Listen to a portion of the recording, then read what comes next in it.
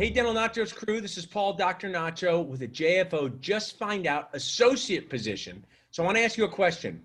Are you a dentist that would like to earn $200,000 a year, working with an awesome dentist nachoer 4 days a week, doing bread and butter dentistry, but we're going to stop calling it bread and butter dentistry because nobody eats bread and butter. We're called kale and quinoa dentistry. So I'm happy to have, so I want to ask you a question. On with me. Are you a dentist? Tell us a little bit about your practice and what you're looking for in an associate. Working with an awesome dentist nachoer, like 4 days a week, doing bread and butter dentistry. Stop calling it bread and butter dentistry because nobody eats bread and butter. Kale and quinoa dentistry. So I'm happy to have, so I want to ask you a question. On with me. Are you a dentist? Tell us a little bit about your practice and what you're looking for in an associate.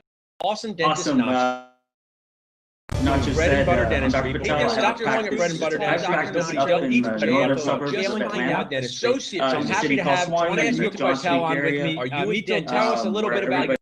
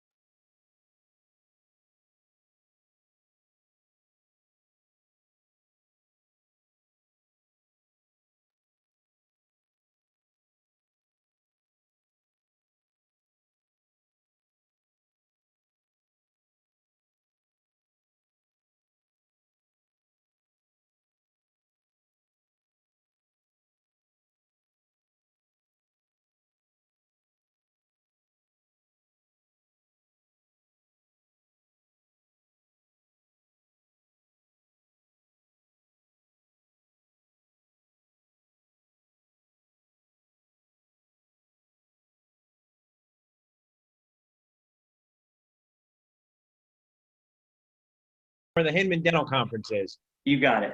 Which Atlanta's like, I'm in Philadelphia, you can walk everywhere. Atlanta is great, but it's like the Buckhead, the downtown, and this. So 30 minutes in Atlanta, you can kind of get to anywhere. Is that about right for you guys? That's right. That's right. With no traffic. So what I do, we grew up in the same dental generation. Dental school told us very little about finding a job. And by very little, they told us zero. They told us nothing about finding a job. So I'm going to help our audience. Mito, I'm going to interview you as to the 5 questions you need to be able to ask if you go on a job interview, and the 5 questions, if you're a practice owner, you need to be able to answer. So first, the where. Where is this job? So it's in Atlanta, about 30 minutes from where the Hinman Conference is located.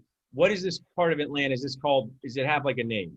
Yeah, it's in the Johns Creek area. Johns Creek area. So Johns Creek area of Atlanta, that's where it is. Now, the most important question, why are you looking for an associate, Mito? Great question. So I've had an associate for the past 4 years, over 4 years. So I found it very successful to have an associate in the practice, and it's a win-win situation. Yeah. Unfortunately, I'm losing the associate to another opportunity. A couple of years ago, he told me he wanted to have his own practice, and he's got an opportunity now that's come aboard.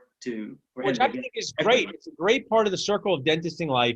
I have associates, and we just should cheer each other on. And what you've created is you've created space for an associate. So if you're listening to this, watching live, watching instead of Netflix at night, because I'm way more interesting, you want to think, what is that why? And replacing an existing associate is the best why. Yes, and he's leaving on good terms. So yeah, leaving on good terms to realize his hopes and dreams of running his own dental circus. I mean practice, I mean circus. So now you have this spot to bring in another dentist collaboration. So where is it? Johns Creek, Atlanta. Why? Looking for an associate, replacing an associate. Now, my next thing, what? If I'm applying for this job, what procedures am I going to do most of the time in my 4 days a week? That's a great question. Again, we can actually, our practice philosophy is comprehensive care. So we're able to get patients to do implants, endo, anything prosthetics. So it's whatever you're capable of doing, that's You got it. Here, I just thought of this too. We're going to start describing it this way with my team. Those are great toppings, implants, endo, but the core chips, is it restorations, crowns, Yeah, you know, hygiene, night guard, checking hygiene, night guards, the stuff that you do too. Core chips of restorative dentistry, single crowns, is that restorations, is that part of the core chips of what they do? you got it. So, you know, fillings, crowns, bridges, and then everything else you said. Perfect. So, And I will add the topping part. If someone was applying and watching now, what would be a good skill that either they would bring to the practice because you don't like to do it, or that you like teaching and they could learn? What topping is that? Endo, implants, ortho, sleep apnea? yeah, so I've been doing this for 14 years, and I've learned a lot about the business aspect of it and also the clinical aspect. I've taken tons of CEs. Just like my current associate, brand new out of school, taught him pretty much everything he knows at this point, and he does an awesome job. That's Fantastic clinician. So I can teach, I can be a mentor to whoever it is. There's always room for people to learn. That's how great. I love the collaboration aspect. My dad was a dentist, got to work with him. He had a partner, and just having another dentist, in the office is so valuable. Oh, it's awesome. I love my team. I don't know if my Kate's watching, but sometimes, I like kind of notice everything. So I'll say, "Oh, you guys build this out incorrectly," and they go, "Thanks, Paul." I said, "Would you come back and help me with my filling?" They said, "Oh, that's illegal." So, you could have the best team, but they cannot legally help you. So when you have another dentist in the house with you, it's valuable. I also want to show my fancy sign here. You want to learn more about it, you can text ATL job to 215-543-6454, doing $200,000 plus a year with bread and butter, which we're going to rename Kale and Quinoa Dentistry. So good. So at least 200. You can make at least 200. At least 200. This is working 4 days a week. That's a great opportunity. I think that's an awesome opportunity, to break that down. Someone like Dr. Patel is saying he feels confident saying you can make in the neighborhood of $800 to $1,000 a day NMW no matter what. And then there's an opportunity to go above that. When you're replacing an associate, great opportunity. Now, so we got the where, we got the why, we got the what. We have the compensation. How will they be paid? $200,000 a year as a baseline opportunity, work 4 days a week with the opportunity to make more. So that's a great opportunity. I do this daily. My awesome Job Connect coordinator, Jill Ellen Ruggieri Goodman. So that's also my name, my sister. So she works with us. She loves doing that. Feels like her dreams have come true to work at Dental Nachos. She is an awesome connector. Jill at dentalnachos.com can help you. We also ask this though, Mito. Right now is a challenging time. When we got out of dental school, I will say we had less challenges with jobs than dentists do now. The world is much different. So if someone's going to move for this job, dentistry is great, but you don't want to go home and hang out with your articulator. You want to do something fun, right? No, we don't want anybody to do that. Yes. So let's just talk like real people. Let's pretend we're normal people, Mito. We're not. We're never going to be normal people. But for a second, pretend we're normal people. You live in this area. Where would I live? And what are some fun things I could do? Yeah, so the area we're in, it's a really coveted area of Atlanta where people want to move to. It's especially for those that want to start families. It's a no-brainer. You got awesome areas to live, neighborhoods, awesome schools. The school districts are amazing. Anywhere within 5 to 10 miles of where the practice is located, you can't beat that. So. And there's a lot of fun stuff. You can drive up an hour and get up in the mountains. You go to the city, it's 40 minutes away, no traffic. Yeah, see, so if you said that to me, I'm like Jim Gaffigan. I'm an indoorsy person, okay? So while some people might like the mountains, you guys also have great restaurants that I've gone down. Oh, yeah, great restaurants, Great restaurants, the vibrant scene I think it's, it reminds me a lot of some Philadelphia stuff where you just have all different ages and stages of people kind of connecting in a fun way, different professionals.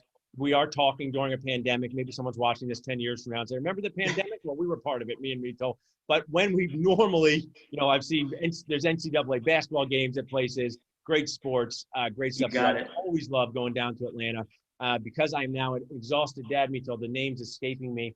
Bonefish Grill. I remember there's a great seafood place down there we'd go to, classic place when we would go for the Hinman. So I really appreciate that. So as we wrap up here, Mito, so you were looking at the Dental Nachos audience and just could say, hey, come work with me as an associate for this reason. I'll let you talk to the audience and share how they can reach out to you. Yeah, I'm a pretty easy, laid back guy. I'm really like open mind to when you come to our practice. You know, I'll listen to you and take into consideration everything you have to say. I want to make it a win-win situation for whoever it is that wants to come and join my practice. We have a model. It's proven over the past over 4 years that it's a successful model for somebody to come in. And for the right opportunity, who knows? We can talk further in regards to doing other things together. So, like I said, if it's the right fit and we have the same core values and we see each other eye to eye, who knows where this can take us. So what I would share there is that's such a great thing. Before I say something, how can people reach out to you if they want to reach out to you directly? Yeah, sure. You can text me directly on my cell, 678-230-1104. That's the best way. Or you can even email me, mrp240@nyu.edu. I went to NYU, still have that. But how'd you get down to Atlanta yourself?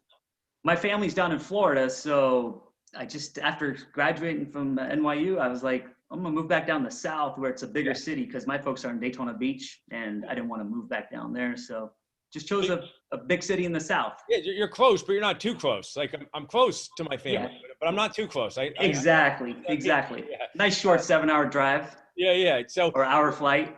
I love everything you presented. What you are sharing is exactly what I believe in at Dental Nachos. I work with 9 dentists. I think we should at least start with 2 dentists in the same place, owner, associate. Maybe you have a potential for more than that, but just go and work. I also say associates are the aunts and uncles of the practice, the owners are the parents, and it's great to be an aunt and uncle sometimes. Go and experience doing clinical dentistry. And then if the toilet breaks or something happens, you say, see you later, Mito, I'm going to do, that's your job. That's my job as the owner. And you get a chance to see firsthand what it's like to be a practice owner, earn great money, do the work you want to do. So really awesome. You can reach out to us at ATL Job, 215-543-6454. Text us. If you're looking to make a dentisting connection, we can help you. Job Connected Dental Nachos is one of our most fun toppings. We make it super affordable. We want to get the word out to you for you, whether you're an associate looking for a job or a practice owner looking for an associate, we can help you. JobConnectedDentalNachos.com. Thanks so much, Mito. Awesome. Thank you so much.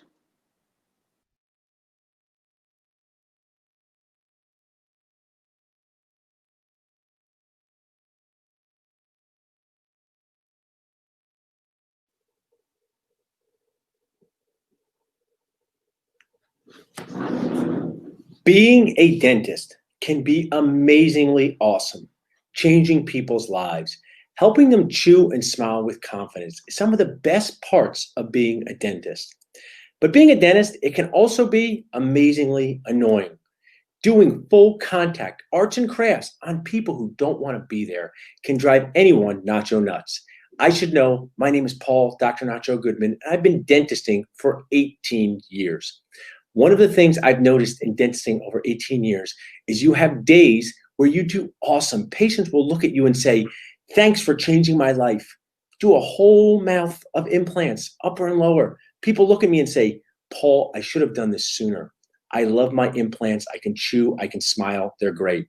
But I also have this experience. I don't know if you've ever had this experience before, where you're trying to put a band on a molar, and then you put the band on, then you put the ring thing on, the ring thing flies across the room, pings on the floor, ping, ping, ping. I think we should go back to carpets, because with the hardwood floors we have now, lots of pinging. You go to put a crown in like this, you ever put a crown in, you drop it, pings on the floor. The patient's like, do we need that? You're like, kind of. Just slowly lean down, put it in Peridex. We'll just let it sit here for a while. Those are the things that can be stressful during your dentisting day.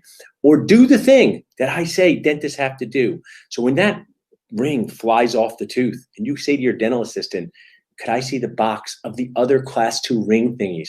And you're looking down and you're hoping in that box is a molar ring, and she opens it up and there's a mangled pedo one. And you have to do that thing dentists have to do.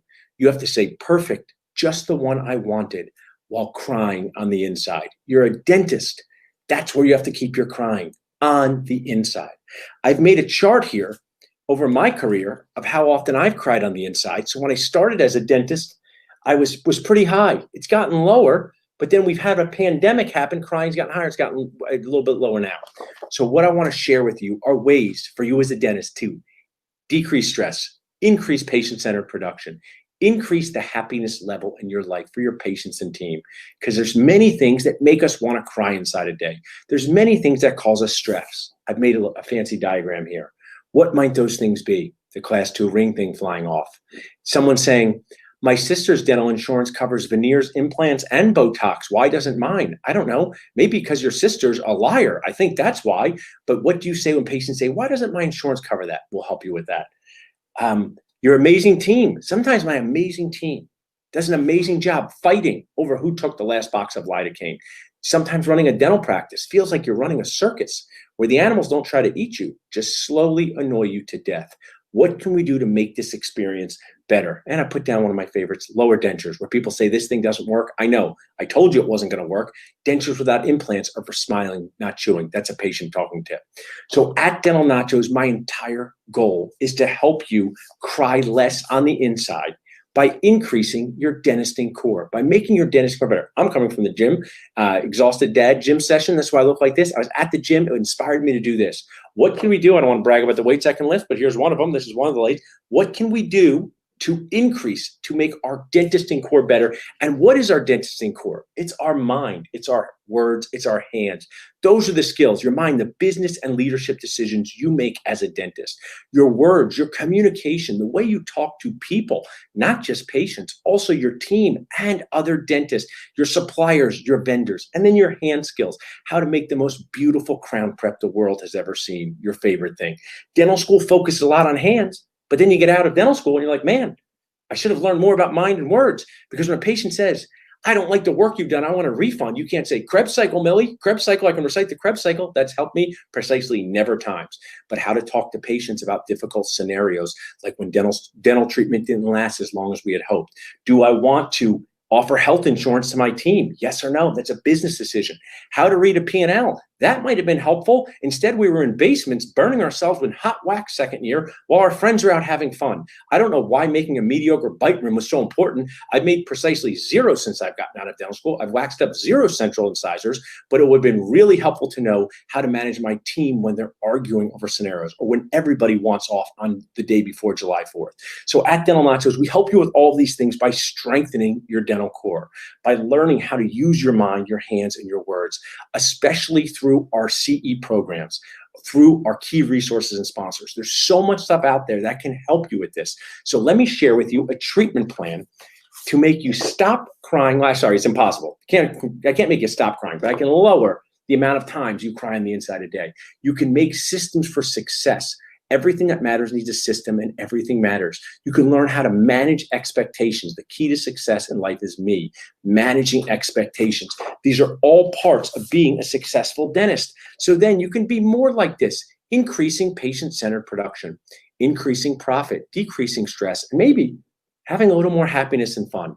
In our dental office, I just want to ask you, does anybody want to work more hours clinically each week? The answer is no, because dentisting hours are dog-ear hours. The hour you spend doing full contact arts and crafts is not the same as other hours that people spend at their jobs. You have to put your emotions, your body, your soul into it, and it's not easy. Has anyone had this experience before? You walk into an operatory, person says to you, I don't hate you, I just hate the dentist. And I want to say, well, we don't hang out after the office hours here, so it feels like you just hate me. Being a dentist can be stressful, but it also can be awesome. We get to do cool things for people, so focus on those cool things. Focus on patient-centered production. Focus on how to be more profitable. Focus on building your team and creating systems, the stuff they didn't tell us in dental school. And if you don't figure it out, no matter how financially successful you are, personally and professionally, you will not be the successful person you want to. Because if you're watching this, and this has happened to all of us, happened to me, has dentisting, the stress in your dental office, affected your personal life? Has it affected your relationships with other people? The answer to that is yes, because what we do can be nacho nuts. So I want to help you with this at Dental Nachos, decrease stress, increase success. And I'm going to share with you, to get started, a a 5-step treatment plan of good ideas from our key resources and sponsors. There's so many things out there that can help you that I didn't even know existed when I was a new dentist. Some of these I didn't know existed until recently. So what are some things you can do right now? JFO, just find out. Keep up momentum. These are key resources and sponsors of Dental Nachos that work with dentists to help them be happier, decrease stress for them and their team. Number one, here's the word we're done, 215-543-6454. Text happy. What is that? What does the happy text do? That is an amazing company, PPO Profits, that will help you negotiate higher insurance fees. Let this sink in for a minute. There is a company that will help you get paid more for the exact same work you're doing now forever. Does it always happen? No. Can it happen? Yes. I recommend you JFO, just find out. There's dentists in the group that have had their lives changed forever by connecting. Get a complimentary consultation by texting HAPPY to 215-543-6454. One of the biggest nacho brainers, LocalMed. LocalMed is an amazing key resource and sponsor that allows your patients to schedule their appointments at convenient times for them. So you block out times in your systems for your system for cleanings, new patients, emergencies, and let the patient schedule on their terms. This will keep your hygiene schedule full. This will bring in emergencies. It will decrease your team time. I have people making dental appointments at 2 a.m. because maybe a busy mom has to make it for the whole family then. LocalMed is a true nacho brainer. Text that there. Flicks, talk about your hands. This all matches up with our dentist in core. So here are the two pictures. Your mind, your insurance fees, business and leadership topics. LocalMed, how you communicate with people, communication. Now, you want stuff for your clinical stuff? Because I know you like crown preps. I know you like emergent profiles. Do you like a shoulder or chamfer burr? Let's fight about it. I think we should fight about it. Text Flicks. Flicks is our resource. Dental Nacho Flicks is over 100 hours of content, CE, that you can use and get a free 30-day test pass by texting Flicks to 215-543-6454. This is not 100 hours of me. It's 100 hours of me plus amazing dentists from all over the world. Dentists on restorative dentistry, sleep apnea, how to be a better leader, cosmetic dentistry, endo. It's an awesome resource that you can use from literally one of my BFFs in life, your phone. So text Flicks to 215-543-6454. CBCT. A lot of things we talk about is implant dentistry, but CBCTs are not just for implants. They're an awesome tool. We have one in our office now that allows you to diagnose better, to be able to communicate with patients better. It's become an amazing opportunity for all dentists to have a CBCT. I recommend you find out about it. Be a life-changing experience for you in your dental practice. Text CBCT to 215-543-6454. Now, I've saved one of the best for last here, okay? So, would you like something that would prevent patients from swallowing stuff? Sounds good.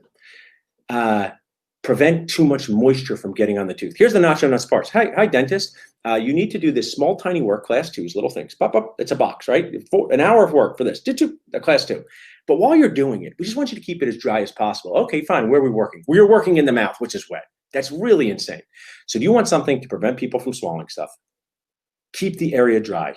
Keep the patient's mouth open and get them to stop talking during treatment. I like talking before treatment and after treatment, but sometimes you're going to work and someone's telling you about their 6th cat and you're like, I don't know how to work here. Say, we're going to put this thing in for you to bite down on and we'll talk later. So the Isolite is literally one of my BFFs in dentistry. Text Isolite to 215-543-6454. You'll get nacho TLC and connections to all of these 5 things. Do 1, do 2, do 3, do 4, do 5. I encourage you, I kindly annoy you to constantly be doing things to make things better in your life, a little bit better each day. ABC, always be creative, always be connecting. Because at the end of the day, whether you're a new dentist, whether you're a medium-aged dentist, whether you've been doing this as long as I've been alive, 43 years, we want to stop you from crying inside each day. We're limiting the numbers that you cry inside a day. Because that's the feeling we get as dentists. I use this here, Mr. Grumbly. This is how it feels when things don't go right in our office and we have challenging scenarios. Create systems for you to be successful. We can help you in any way during this entire time. Strengthen your dentist core. Just reach out to us by texting Good Nachos to 215-543-6454 or email salsa@dentalnachos.com. We have so many toppings for you to help you along your journey of the circle of dentisting life. Finding your first job, hiring an associate, buying your first practice, how to improve yourself clinically, business, practice management. If we don't have the answer, we will help you find someone who does have that answer. There are too many huge transitions in the life of a dentist, and they don't have the support that they need to succeed. We don't learn how to survive and thrive in the real world, and it causes problems. I like to make a lot of fun jokes as Dr. Nacho, but I like to also JBR, just be real. The mental health of dentists, the serious issues that are happening with depression in the dental industry, the isolation. We work in caves by ourselves. My friend, Dr. Eric Cornelius, made that reference that a C course is perfect. We don't work on island, we work in caves. Come out of the cave and bond. Learn about these things. One of my messages, nobody likes the dentist. We may as well like each other. So I really appreciate you being here, being part of our Dental Nachos community. If you have any friends that want to be part of our community, which is totally free to join, just have them text Nachos to 215-543-6454. If we can help you in any way, reach out to us. I encourage you to start doing things for your practice life, to grow, to be better. A little bit better each day makes a lot better dentisting life. The more we share, the more we care, the better dentisting world we can build together. Look to reach out to somebody in the dental world who needs your help too. We all need help along our journey. We all need people who are there for us. So if you got help as a baby age dentist bed, help someone else. If you're a medium age dentist looking to buy a practice, reach out and share your story with someone. If we can help you share your story, email us at salsa@dentalnachos.com. I encourage you one more time, strengthen your dentisting core. Strengthen your core with our nacho plate of good ideas. Text these words to 215-543-6454. Their sponsors, their key resources. Just find out about what they can do to transform your life in the best way. Because everyone in the dental office deserves to be happy. The patients, of course. The team, yes. And even you, the dentist. Your morale matters. You're the leader of this team. You may be the leader in your operatory. It's important you feel good. You feel supported. You know how to troubleshoot things. We can make a new dentisting world. It doesn't have to be the dental student Hunger Games, which translate into the dentist Hunger Games. We can reach out to each other and create a community, virtual, in person, online, where we can learn from each other. We can earn C along the way. We can enhance our businesses, and we can learn that strengthening our dentisting core is the most important thing for us to do from day one of D1 until we're a RAD. What's a RAD? A retired age dentist. Thanks for listening. For any more information, just reach out to us at dentalnachos.com. Email us at salsa@dentalnachos.com or text good nachos to 215-543-6454. Imagine living in a world where people try to do their own dental work at home. My name is Paul, Dr. Nacho, and it would be crazy if people could do their own dental work at their house. Wait, what's that? That's a thing? That's now a thing in the dental world? We're letting people do their own dental work at home? That doesn't sound like it should be a thing. See how crazy DIY dental work seems to you as a dentist? How about DIY attorneying? When you're going to sign a contract for a job, when you're going to offer a contract for an associate to work in your practice, most deaf when you're going to sign a contract to buy a practice, get the help of a dental-focused attorney. We had some great questions today on restrictive covenants. It is awesome to ask the Facebook world, the internet world, hey, internet world, does this restrictive covenant make sense? But don't make your final decision based on that. Let me use this example. If I want to run a marathon as a 43-year-old dad and just finish it, yes, I can get tips online. I can read things. I can DIY it. But if this was the marathon that was going to determine my livelihood, my success, my time with my family, I would get a professional coach. Restrictive covenants can be one of the most dangerous things to sign without consulting with an attorney. I had a scenario where I was selling a practice and a dentist could not buy this practice because he signed a not so nuts restrictive covenant. Now you may be saying these don't hold up in court. However, if you want to get to court, it means you've already lost that practice or you're spending tens of thousands of dollars. I highly recommend you connect with a dental-focused attorney, somebody who does this every day for the most important decisions of your life. My favorite dental-focused attorney team is my good friend Rob Montgomery, podcast partner, and my own team of dental-focused attorneys at yourdentallawyer.com. Whether you use yourdentallawyer.com or you use another dental-focused attorney, make sure you run this by somebody who does this every day when you're making one of the biggest decisions of your life. I hope this nacho tip, this JBR Just Be Real tip helped you. If you'd like to reach out to us for any reason, you can do so at dentalnachos.com, or you can text me on the phone that I'm holding at 215-543-6454. And if you listen this long or watch this long and you want a free nacho prize, just text CONVO, C-O-N-V-O, to 215-543-6454, and we will text you back a totally free, your favorite price dentist, patient communication nacho on-demand course. This course is filled with tips about how to talk to patients, manage expectations, and be more successful in your everyday dentisting life. So just text CONVO to 215-543-6454. We'll text you back a totally free on-demand nacho course. And remember, when making the biggest decisions of your life, consult with a professional. Don't just ask the internet. Where do you find a book to learn the business side of dentistry? A great question from a great dentist. I would like to share 15 years into practice owning, 18 years into being a dentist. I have one goal each day: cry less on the inside. That is how I determine how good I'm doing in business. Like sometimes I was up like 45 times a day. I was down to like 15 times a day. Pandemic, we're up higher.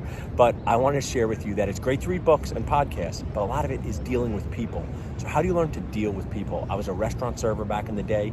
I was a chief resident at my GPR. Those were great ways to learn how to deal with and manage people. So infused into your books about EBITDA and overhead and cash flow, which are super important, also look to learn how to deal with people. Read books on that. Listen to podcasts on that. Put yourself in situations that sometimes will make you feel a little bit out of your comfort zone in dealing with people. Observe organizations like Setting the Table by Danny Meyer. He was the inventor or the founder of Shake Shack. Great book, Setting the Table. But I just want to let you guys know in this video that dealing with people is a big part of being successful in business. Dental school does not teach us how to deal with people, maybe patients, not people. So that is my advice to you. Infuse people training into what you do.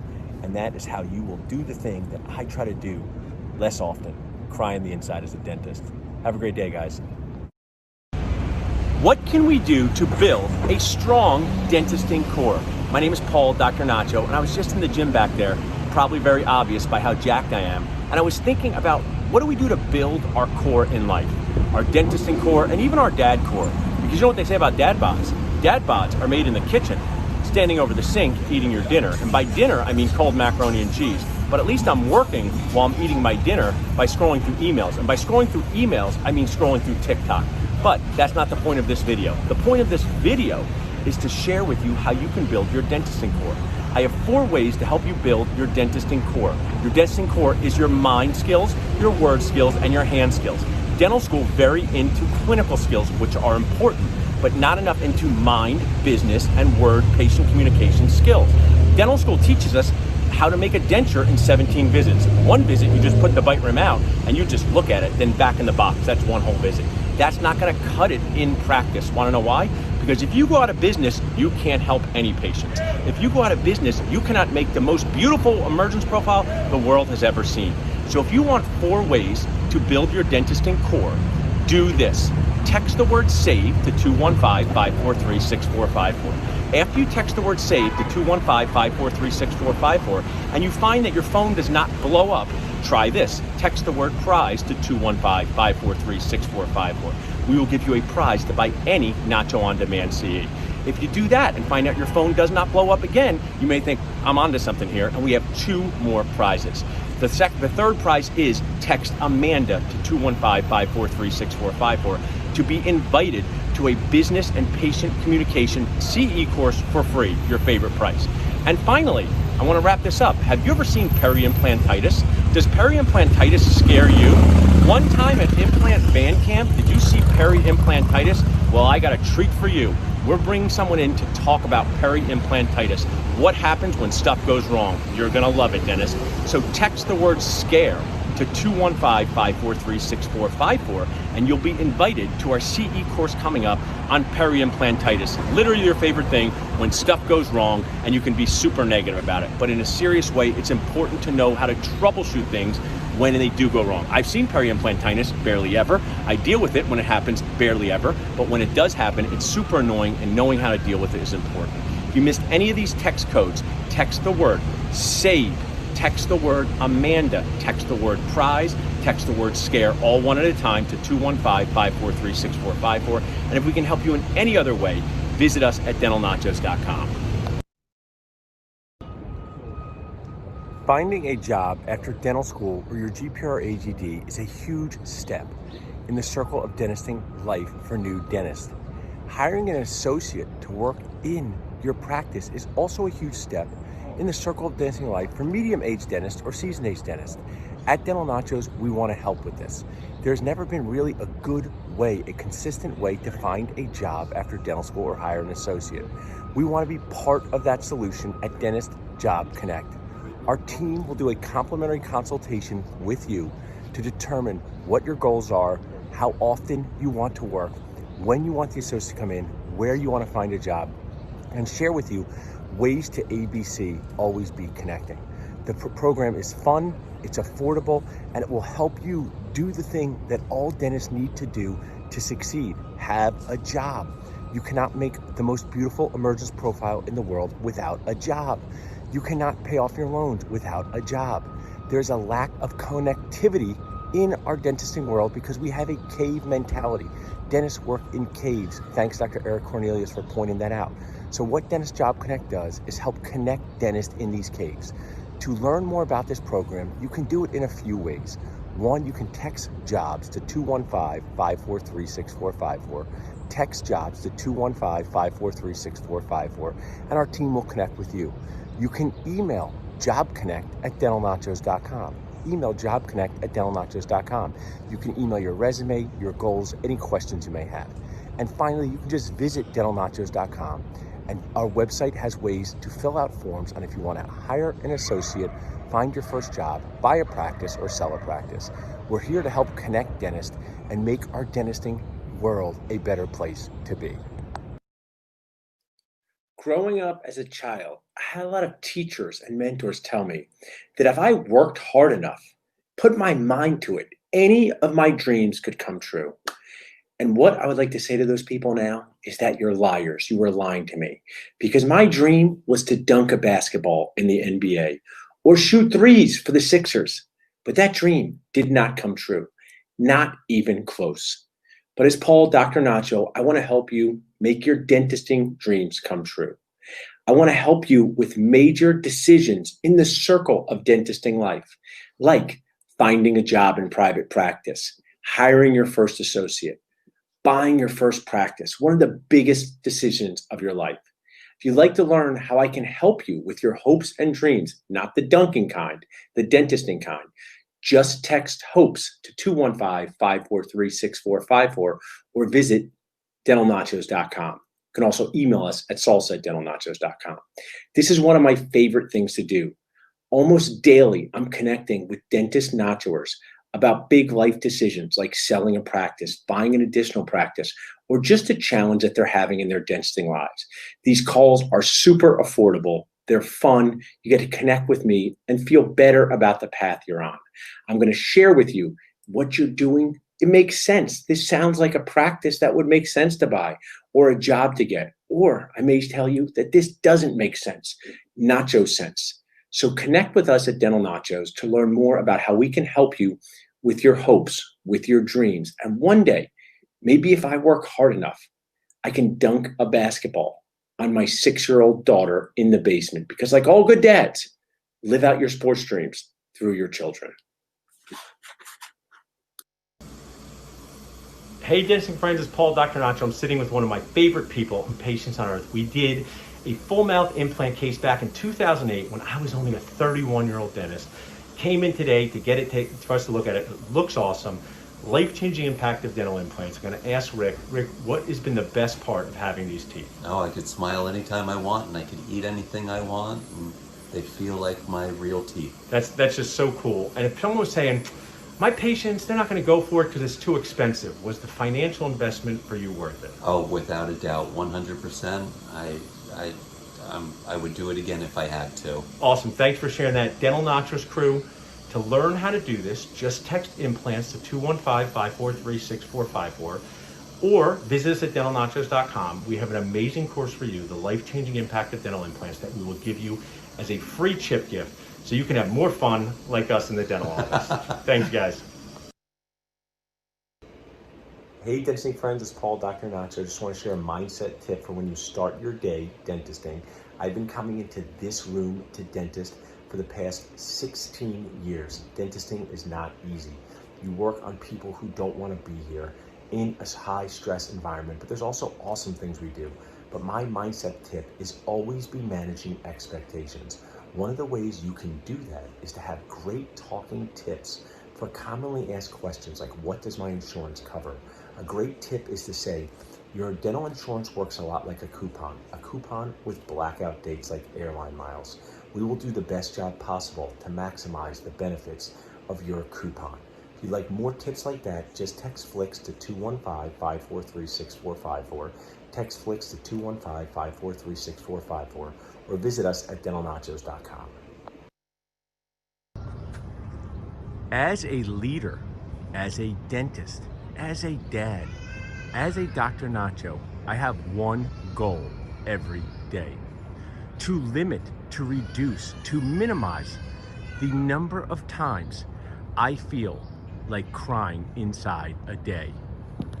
My name is Paul, Dr. Nacho, and my goal is to teach you how to succeed in dentisting without really crying.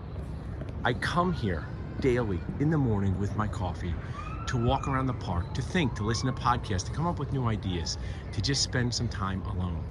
So I want you to join me on this circle through the park as we talk about the circle of dentisting life. And I did not pay this nice young toddler behind me to cry so it would drive home the message, but you hear him crying. And that's sometimes like us dentists. But dentists, all good dentists, we have to keep our crying on the inside. So let's get started. My goal is to give you Nacho tips to succeed, to survive and thrive at each stage in the circle of dentisting life. Let's start with dental school, D1 through D4.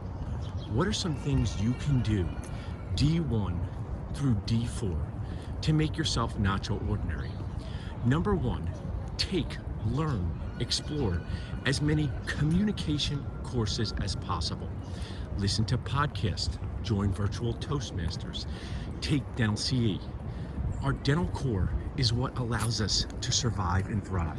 What is our dental core? It's made up of three things: our mind skills, business skills, leadership skills, decision-making skills, our word skills, how we talk to patients and people, as well as those people on our team and other dentists, and clinical hand skills. Dental school often overvalues clinical hand skill training. When you have your whole life to figure out how to do a crown prep, I promise you, everyone can take that burr and go round and round and round. But if you do not learn how to talk to a patient, if you don't learn how to troubleshoot, if you don't learn what questions to ask and what advisors to hire and who can help you on your journey, it does not matter if you can make the most beautiful emergence profile in the world. It is a combination of all of those things. This entire time through the circle of dentisting life, ABC is the answer. Always be connecting. So D1 to D4. Go to as much in-person CE as possible. At the time of this video, in-person CE is kind of illegal during a pandemic, but we will be out there again doing that soon. Get your virtual self out there. One common theme to survive, thrive, succeed in dentisting without really crying is to use the power of video like I am now. Make videos of yourself, sharing your story, who you are. You can send them out to be hired for a job, to find an associate, buy a practice. One of my coaching clients on Friday has an opportunity to buy a second practice because she did the ABC and cold emailed dentists in her area and has found a fee-for-service dentist who wants to sell his practice in the next 2 years. And that's the type of dentistry she wants to do. She already owns a practice, so she may buy a second practice, she may sell her current practice and buy this one, but I give her a ton of credit for ABC. Now, what else is in the circle of dentisting life at this stage? Do you want to do a GPR AGD or go straight to private practice? That could be a 30-minute video in and of itself. But my recommendation is to seriously consider a GPR AGD, especially at a time where there's a debilitated dental school experience. A GPR AGD will allow you to practice in a supportive environment, will allow you to push the nacho envelope with supportive instructors. To me, it is the perfect transition from dental school to private practice. But don't just listen to me, Dr. Nacho. Go out there and talk to dentists that have done them and ask about their experiences. Go the extra quote-unquote nacho mile and find out about all different programs so you can pick one that fits with your personality type. I will say that learning how to do extractions in a GPR, the foundation of dental implants, is one of the best parts of it, because to be able to place dental implants and learn about dental implants, you don't have to place all. My goal is to get general dentists to do some and refer some, just like pedo and endo. Some general dentists do some endo and refer some endo. Why can't implants be the same way? Another one of my coaching clients just yesterday, a dental student, said, what courses should I take out of dental school? I want to learn how to place implants. I say, don't take any implant placement courses for a year. Take all extraction bone graft courses. Figure out how to clinically do the procedure and also get the patient to say yes. Getting a patient to say yes to an extraction bone graft at $500 to $800 is easier than an entire implant case at $3,000 to $5,000. You will make yourself marketable to a practice. You can say, I can do some of the extractions in this practice. How about this question in the circle of dentistry life? Working for a private practice or DSO. We've developed the Job Connect program. If you would like to learn more about it, just text jobs to 215-543-6454. Email jobconnect@dentalnachos.com or visit dentalnachos.com. We help private practice owners find associates. We help DSOs find associates. The Dentist Job Connect program is designed to connect dentists for one of the most important things in their life, having a job so they can make the most beautiful emergence profile in the world, so they can fulfill themselves. You cannot do any of this, pay off your loans, enjoy your dental life without a job. Do you want to work for a private practice or DSO? Here's my advice. Be mentally flexible. Explore each option, but ask really good questions. Golden nacho tip: do not take a job, do not sign a contract without having a dental focused attorney review your contract first. Nothing bad can happen if you do this. One, the dental focused attorney can say, this seems like a good contract. Let's tweak these 1, 2, 3 things, and I would think this is a great job for you. Or even better, there's 14 red flags and we're not on page 2. Signing a bad contract can cause so many problems. It can prevent you from buying a practice where you want. It can cost you money, and worse than that, morale. Do not be dentist cheap, and hire a dental focused attorney.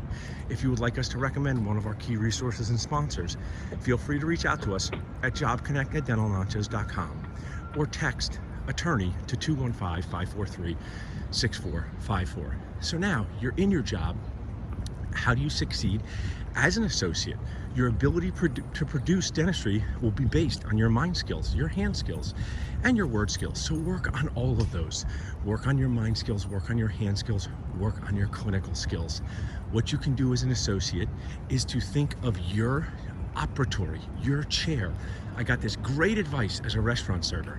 I was dissatisfied with the way the restaurant was being run. I was dissatisfied with the leadership, and a seasoned aged restaurant server said to me, Paul, think of your 4 tables like your own mini business and do the best job possible on those 4 tables. Stop, think about this. It's a golden nacho tip. Whether you have an awesome job, an okay job, you don't love the leadership, you're not happy with the office manager, it's still you and the patient. Do your best job possible, because in our office we have one rule.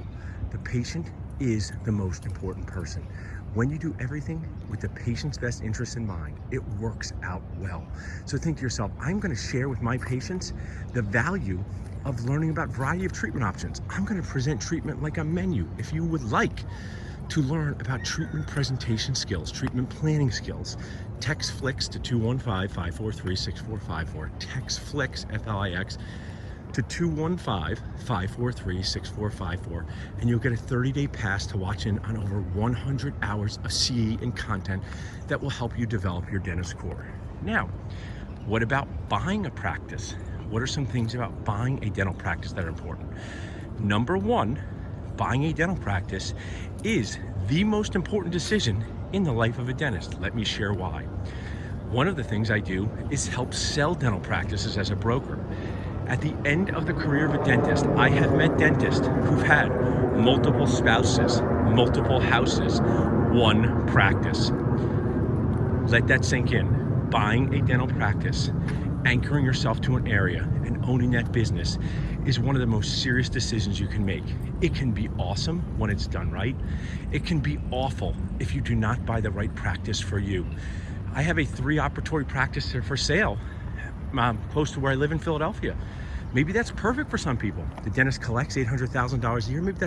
Maybe that fits exactly what you want. If you want to learn about any of our practices, just text practices for sale to 215-543-6454 or email transitions@dentalnachos.com. Why am I infusing our contact information into this video? Because some of you are listening and you might think, I want to practice near Philadelphia, or I want to list my practice. Think about if this video is like going to a workout class and you're watching a trainer share his or her workout tips, and maybe you have to train for a marathon and buying a practice. You say, man, I would like to learn more about what this trainer does. That's what we're trying to do at Dental Nachos.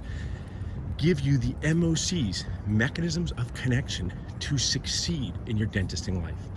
So buying a practice is incredibly important. We have an entire series, how not to burn your nachos when buying a practice. It is on our Dental Nacho Flix platform. It talks about the $30,000 mistake that I made. It talks about hiring the right team. It talks about what to do when your deal is about to die and you want to cry.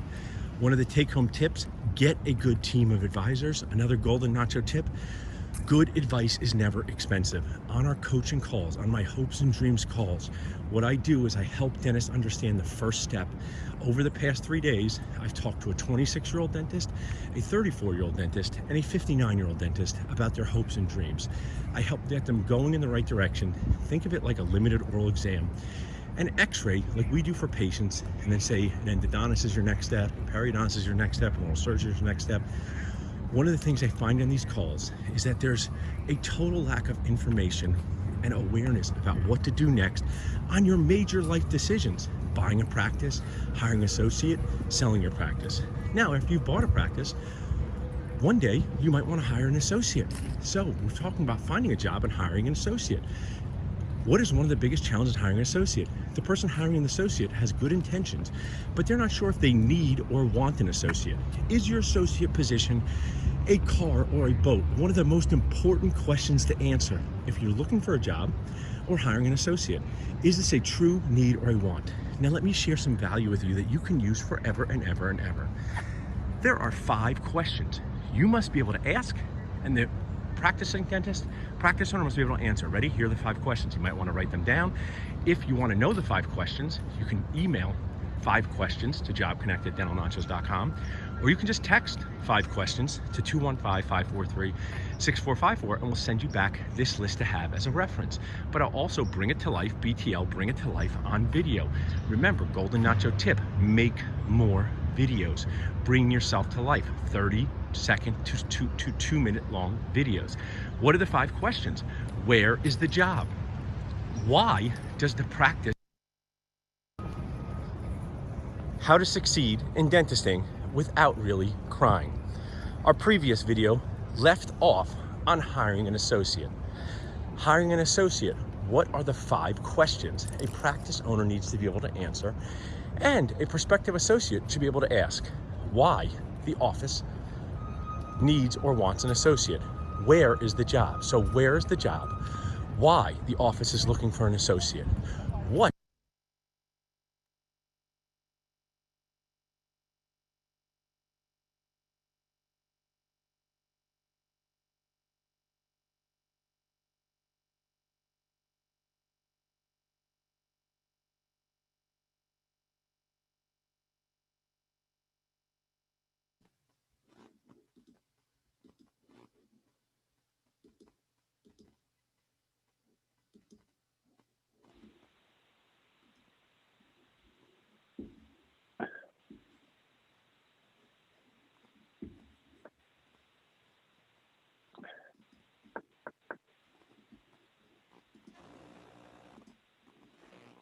Hey guys, how's it going? It's Paul, Dr. Nacho. We're going to start with our pre-show here in a second. Let me just get everybody set with our screen sharing. Awesome. So we're going to start with Tyler here. He's going to share with some awesome sponsors, key resources sharing with us. Let me just make it so that Tyler can start his video. If you're on and you're not talking, just mute yourself. Hey, Tyler, how's it going? Good morning, Dr. Goodman. Sunday dad look. I'm in full dad mode myself. You must wear a hooded sweatshirt. I'm comfortable. The house is quiet. The kids are playing outside. It is a perfect Sunday. And okay, so first I'll do Tyler, then I'll interview Mark, and then Amira. So thanks for joining us for the awesome Dr. Jason Smithson CE on TV show. We're going to start with some cool interviews with our key resources and sponsors. Paul, do you want to stop sharing your screen? I mean, Mark, you don't have to share right now because I'm going to do Tyler, then we'll pop you on. You're welcome to hang around in the background and watch the two is coolest of dad. No, Paul, you're sharing your screen. Gotcha. Okay, I'll stop sharing. Perfect. Good. You see the Jason Smithson picture there, right, Ariel? I see how to succeed in the dentisting world without really crying, hiring an associate, the YouTube. There we go. 1 second. Now I stop share before I get Tyler here, just so I can make sure here. I share. Do you see now Jason? Yes. Perfect. That's what I want here to orient ourselves. Okay, perfect. All right, cool. So welcome to a super fun day here, a Sunday fun day. If you're watching live, it's Sunday. If you're watching in the future, it might not be Sunday, but it's a Sunday fun day. Dr. Jason Smith will be here shortly. But before we start the Dr. Jason Smithson show, we're going to deliver value to you from our key resources and sponsors. So I have the awesome Tyler DeStefano here, founder of Doctors Disability Specialist. Tyler, first just orient our group. Some people may have seen you on here before, some people first time. What do you do? How do you help dentists, especially dental students? So our group has been helping dentists for about 13 years now implement their disability insurance. If they already have it, review it, see if there's an opportunity to do better in terms of cost or quality of the words in the contract. And more important than that, I think the relationship is what we focus on. Anybody can produce disability, but the relationship is centerpiece to us, and try to make every client feel like they're our only client, even though at this point there's thousands of them. And I appreciate you sharing that. So in the disability world, if I can, act this out, sometimes a lot of things happen like this, where you're going to drop your nachos, burn your nachos, feel like this. Where do dental students, new dentists, and even practicing dentists, where are some ways that they maybe drop their nachos? They're not even aware that they didn't get this policy yet, or they didn't find out about it. If you were talking to a dental student, new dentist, what would you tell them to do right now? I would say don't wait. I think as consumers, usually we're trained to buy things when we want. And if we use that same approach to disability, sometimes people say, I'll get it in 6 months, or I'll get it in 12 months. I'll be ready. I'll choose to get it. And therefore, somebody is willing to sell it to me. And disability is very much the opposite experience. It's like a big medical audition to get it. And that's the big thing, is people don't realize how difficult, not in terms of effort, but finding a company willing to sell it to you isn't just a layup. For sure. And when is the best time to start connect? First, how do people reach out to you guys? We're sitting there thinking like, I should get my policy reviewed. I'm a D4. I haven't thought about disability insurance. When should they be reaching out to you guys, or when are you connecting with dentists? As early as D1, are you connecting with people? Yeah, it's too soon to purchase at that point, but at least they can learn the process, what to look for, what not to say, what not to do in their D1, D2, D3 years. But the beginning of the D4 year is a good time to start applying. And if you have your best friend, you can take out your best friend, your phone, and you can just text DDS to 55444. We'll connect you directly with Jim and Tyler. So one of the things I talk about, Tyler, in life is trying to stay outside the circle of annoyance. This is the annoyance. This is me. Have you encountered any situations where someone was trying to buy a practice and the financing was held up or challenging because of a disability policy? Yeah, absolutely. Think about it. The banks have to lend money to make money. They borrow money from me and you in our checking account at 0%, and they have to lend that money to somebody. And compared to a yogurt shop or a restaurant that go out of business all the time, dentistry is really good risk to lend to. Even through the pandemic, dentists have made it. I think we've come out on the right side of this. And the only way a dentist really goes out of business is if they're disabled or die. And the banks know that. So therefore you have to purchase disability to cover your loan payment. And again, that could sabotage your ability to buy a big practice if you're ineligible. And we talk about protecting your dentist core, your mind, your hands, your words. There's no more bigger protector than you guys and what you do, because we can't do any of this if we don't protect ourselves in a way. And there's times, I mean, you know, I know you've shared some interesting stories with me. Just because you use disability insurance one time in your career doesn't mean you're never going to practice again. Have you seen an example where someone's need to use it for a period of time to recover from something and then get back to work after that? Yeah, not everything's black and white where you're just out and poof, that's it. Your career's over. A lot of things are progressive where sometimes it's the opposite of what you just said, where it starts out as not a big deal, then it gets worse, then it gets worse. Yeah. And as you're 50, it's that, and then that's it. And sometimes it's how you described, which is you're out for a year or two, and then you do get better. Yeah, and that's why I'm so glad to be here on a Sunday sharing. We have D1s all the way up to D43s. I'm 43 years old. Here watching, and this is just the stuff that we need to infuse more of as early as our career, because I will be sharing some stories about implant cases and things like that. Most patients will say to me, I should have done this sooner. I wish I did this sooner. Is that something you guys hear in your disability world, where I wish I had met you guys sooner? Is that a common dentist feedback? It's common. Yeah. As soon as they get that news that something isn't covered, it's like, what do you mean it's not covered? And then it's like, I wish I did this sooner, but we never say that. That's just insulting to say, I told you so. We'll never say that, but we'll let them figure that out on their own. I will share too. And part of the thing about running these things, and that's why I like to do my own off-site rogue things here on Zoom away from school sometimes, is this a story I would like to share? There was a popular disability insurance person in the East Coast who would meet with dental students.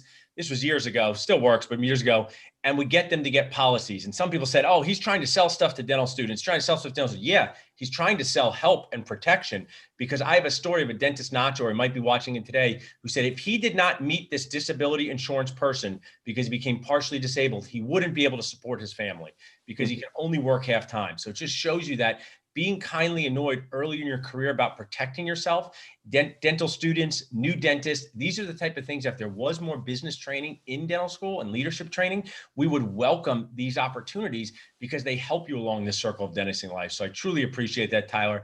Thank you. Two last things. Share with us how we can get in contact with you and what you're doing with your rest of your dad's Sunday. So I'll give you my cell phone number. People can text that as well. It's 978-766-0829. Awesome. And my dad's Sunday is our house is a little bit under construction, so we got some stuff to move around and some painting happening. And will there be time for Bed Bath & Beyond? Will you guys have time? No time. No time. No, a good old school quote. Awesome, Tyler. Thanks for being a great key resource and sponsor. Remember to reach out to Tyler. You can do so by texting DDS to 55444. Text DDS to 55444. Thank you. Thanks for being great Nacho fans, sponsors, and friends. I truly appreciate it. Have a great day. Thank you so much. Awesome, Tyler. Bye-bye. So this is what we're here to do, guys, to share so many different Nacho toppings. You're going to hear how to do a Class 2 better from Top Chef dentist, Dr. Jason Smithson. After the show, hang around. You're going to meet my friends, Dr. Artie Volker, Dr. Matt Costa, and Jason, talking about their challenges as clinical dentists, as leaders. But we're also infusing business skills, leadership skills, patient communication skills. I want to welcome our next key resource and sponsor, Mark Johnson, next year to talk with us, and he's going to share what he does to help dentists. Mark, thanks for being here with us on a Sunday. We really appreciate it. Hey, good morning, Paul. How are you? I'm doing great. And I mean, what you do to help dentists, first I'd like to say, as a 43-year-old dentist, every day in this dentisting world, and probably uniquely because of my position, what I do, I learned that there's services that are a thing that I didn't even know were a thing the week before, right? Which is a cool part of being in our industry. But we have this cave-like mentality where dentists work in caves. How do you find out? So first I'd like to share, if you say, my name's Mark Johnson, what do you do to help dentists and what does your company do? Sure. My name is Mark Johnson. I'm the founder of StudentLoansRx.com. And what we do is help primarily dental professionals create a comprehensive plan to address their student loan debt, kind of with an eye towards their career goals. I like that. Now, dental school debt is a very, very hot topic, spicy topic, because, you know, when I graduated from dental school in 2002, it was the list price to go to dental school was $200,000. That same school was close to $600,000. So share with us a little bit about the trends in dental school debt. First, actually, if someone just watched this part of the show, Mark, how could they reach out to you directly to learn more about what you do? Sure, they can visit our website at studentloansrx.com, or they could text me at 314-737-8123, and I'll reach back out to them and we'll set up some time to visit. We do offer a free 30-minute consultation, no obligation, so they can go to our website, click on free consult. So that's the best way to reach out to us. Awesome. I love that. And that's where the true ultimate, I talk about awareness, attention, just find out, momentum. If you're a dentist or dental student with debt, taking advantage of a complimentary consultation just to find out. I mean, we have a great sponsor, Mark, who helps with credit card processing, Merchant Advocate, and they either tell the client they're getting great rates or they can save thousands of dollars a year. No bad outcome. And I'm assuming you probably have similar experiences working in your debt world. Would that be accurate? Absolutely. We visit with folks coming out of dental school or residency, and that's our primary focus is those D4s or focus on folks in residency. But oftentimes we'll run into somebody that's been out of school for 2 or 3 years and they just want to check up to see, hey, am I on the right plan or not? Sometimes we say, no, you're not on the right plan. You could be doing something a little bit better, saving yourself some money. And that's so important because dental school debt is something that needs to be managed appropriately. And I know when I pick up my best friend here, Mark, my phone, I know my phone can do 100 things. And I know you do multiple things, which we'll get to. But if you could just help me and help dentists watching and help my team understand, I'm a dentist. I'm about to graduate from Penn. I did a GPR. I have $582,000 in debt. Can you just walk us through a little bit about some of the options to repay this debt? If I just called you up after my GPR and said, hey, Mark, it's Paul, I have $582,000 in debt. What are some treatment plans that take care of debt like this? Sure. So the first thing I'm going to do is ask you a few questions on kind of where do you want to go with your career? Do you want to be a practice owner? Are you going into public health? I'd like to be an associate for a couple of years. Then I'm going to give you, this is a great exercise for a team. I want to be an associate for a couple of years, then buy a practice. Okay, fantastic. So the goal then is to be a practice owner. And so we would help you put together a financial plan that would get you to that goal within the next 2 to 3 years. What that would likely entail is, let's say you're single, you didn't have any income, or maybe you had a little bit of income in GPR, like 40, 50 grand, maybe 60 grand if you're on the East Coast, okay? So an income-driven repayment plan to keep your payment low for the first 2 or 3 years so that you could save up some money and get yourself in a great position to buy a practice.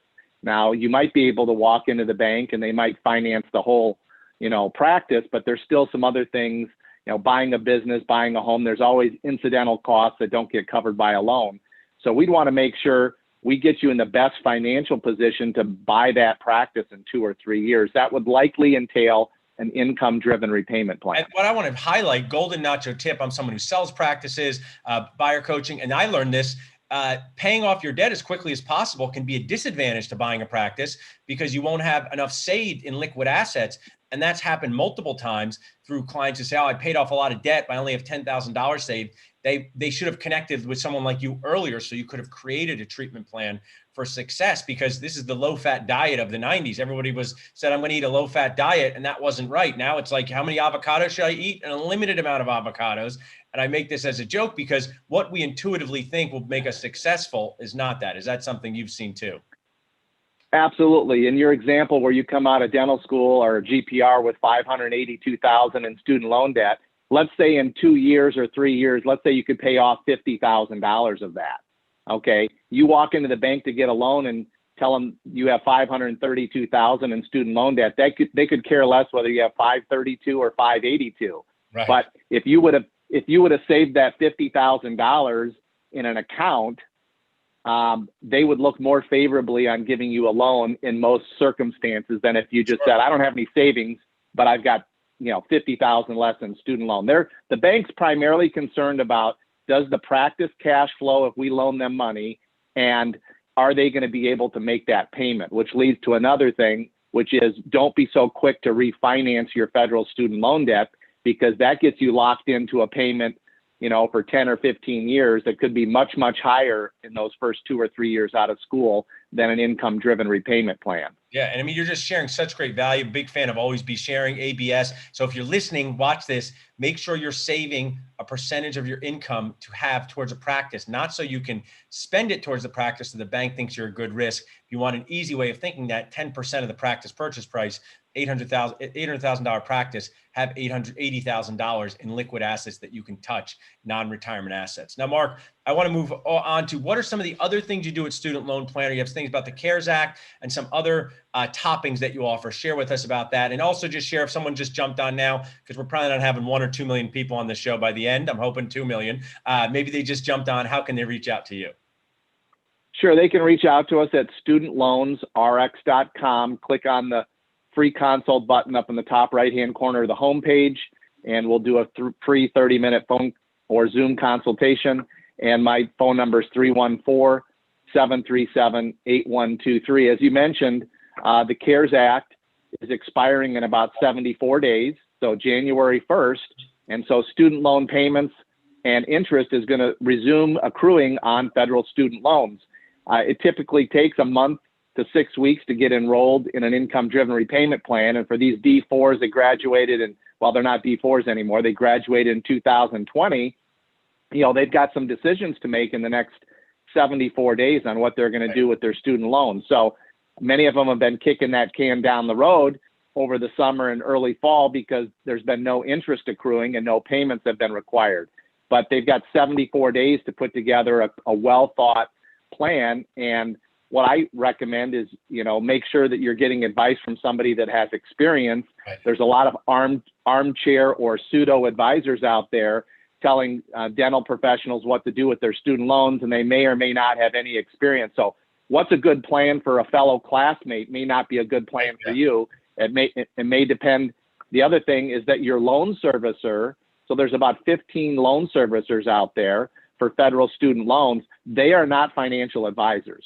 They're not going to ask you the appropriate amount of questions to help you determine what is the right repayment strategy for you. So again, I'll just promote our free 30-minute consultation. If you go to our website, we can have that consultation and see what might be the best repayment strategy for you. And it may not be a strategy for the next 10 years. It may just be a bridge strategy to get you to that position to buy that practice like we talked about earlier, Paul. Yeah, perfect. I'm going to give them a low text code too for them to reach out to you. So as we wrap up, if you were saying we got new dentists here, we got dental students, we got dentists in practice, what's something that you would do right now if they were in your shoes, if you were in their shoes, to make sure that they protect themselves and prepare themselves for what's coming up next year? Well, I believe that comprehensive planning is really important. So oftentimes we put our different financial pieces in silos, and what if you've got $300,000, $400,000, $500,000 in student loan debt, whatever decision you make on how to approach that student loan debt is going to impact all the other areas of your financial life. So we believe that comprehensive wealth management and comprehensive financial planning is the key. And if you don't have a written plan, and you're just kind of shooting from the hip, that's probably not the best way to approach 2021. I think I'll give you an example I've given to many of our awesome key resource and sponsor, and thanks for allowing so many dental students to be able to see this, is that if you said to patients, you wouldn't do a full mouth rehabilitation without a treatment plan, without a good treatment plan, they would get that. They say, oh, that would be crazy. Well, a lot of times dentists are operating their full mouth rehabilitation of wealth and protecting themselves with no good treatment plan. So get a treatment plan, leverage people like Mark, reach out to them for a JFO complimentary consult. If you text us, my awesome team will connect you with Mark with his links and landing pages. But one more time, Mark, just share which website for them to go to. Yeah, our website is studentloansrx.com. Awesome. Studentloansrx.com. And we're putting this in the chat, guys. Great information from Tyler. Great information from Mark. Thanks so much, Mark. We really appreciate it. Have a great Sunday, Paul. Good luck on the CE program today. Awesome. Thanks so much for your support. Okay, bye-bye. I don't like to brag, everyone, but this is a true official thing. I am the world's best boss. My team bought me this, so it's official ranking. I'm the world's best boss. I'm waiting till Dr. Jason Smithson comes on, because right now it's seltzer, but maybe I will fill it with this during the show. So we can bring up Amira before we get Dr. Jason going. So now we're shifting into gear to clinical CE, and we have the awesome Amira Berger from Itena, a key resource and sponsor, who sells you the things that you love, dentisting stuff, temporary cement, composite. We are announcing a really special Nacho deal. I'm thrilled to have this. We're going to announce this in a minute. You want to get your text and phone ready because you can save on overhead in your practice. If you're an associate, share this with the practice owner. They're going to be happy. If you're a dental student, you can share it with a friend. If you're a practice owner, you want to pay attention. But first, Amira, thanks for being on again, and just share with us a little bit about Itena and what you guys do. Hi, Paul. Nice to see you. Nice to see you. I'm Amira Berger. I'm the sales and marketing manager of Itena Clinical. Itena Clinical is a French dental manufacturer, and we're based in France, and we sell all around the world. We have a full restorative line of products. We've recently come to the US, and we're growing quite quickly. And Paul likes our products, and today we're going to be talking about one of our products specifically. So I want to talk about this specifically because sometimes dentists just need one thing to make themselves less annoyed, one thing to feel less like Mr. Grumbly, and that is whether you've been a dentist for a day seeing patients or 50 years, it's temporary crowns popping off. I say to patients, Amir, don't eat anything sticky when you have your temporary crown, short-term crown. They say, my temporary crown came off. I wasn't eating anything sticky. What were you eating? I was eating a Jolly Rancher. I'm like, are you unfamiliar with how words work, fellow human being? But with what you guys share and sell, tell us about DentoTemp and some of the experiences your clients have had. We'll share some of ours about using this product. Absolutely. So DentoTemp, you can see here, comes in this box over here.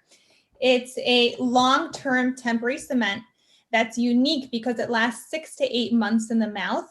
So unlike other ones that are shorter, this is 6 to 8 months. So especially during the pandemic, we've had an incredible amount of feedback stating that it was amazing that they used this product prior to this whole, the whole quarantine, because none of their temps fell off.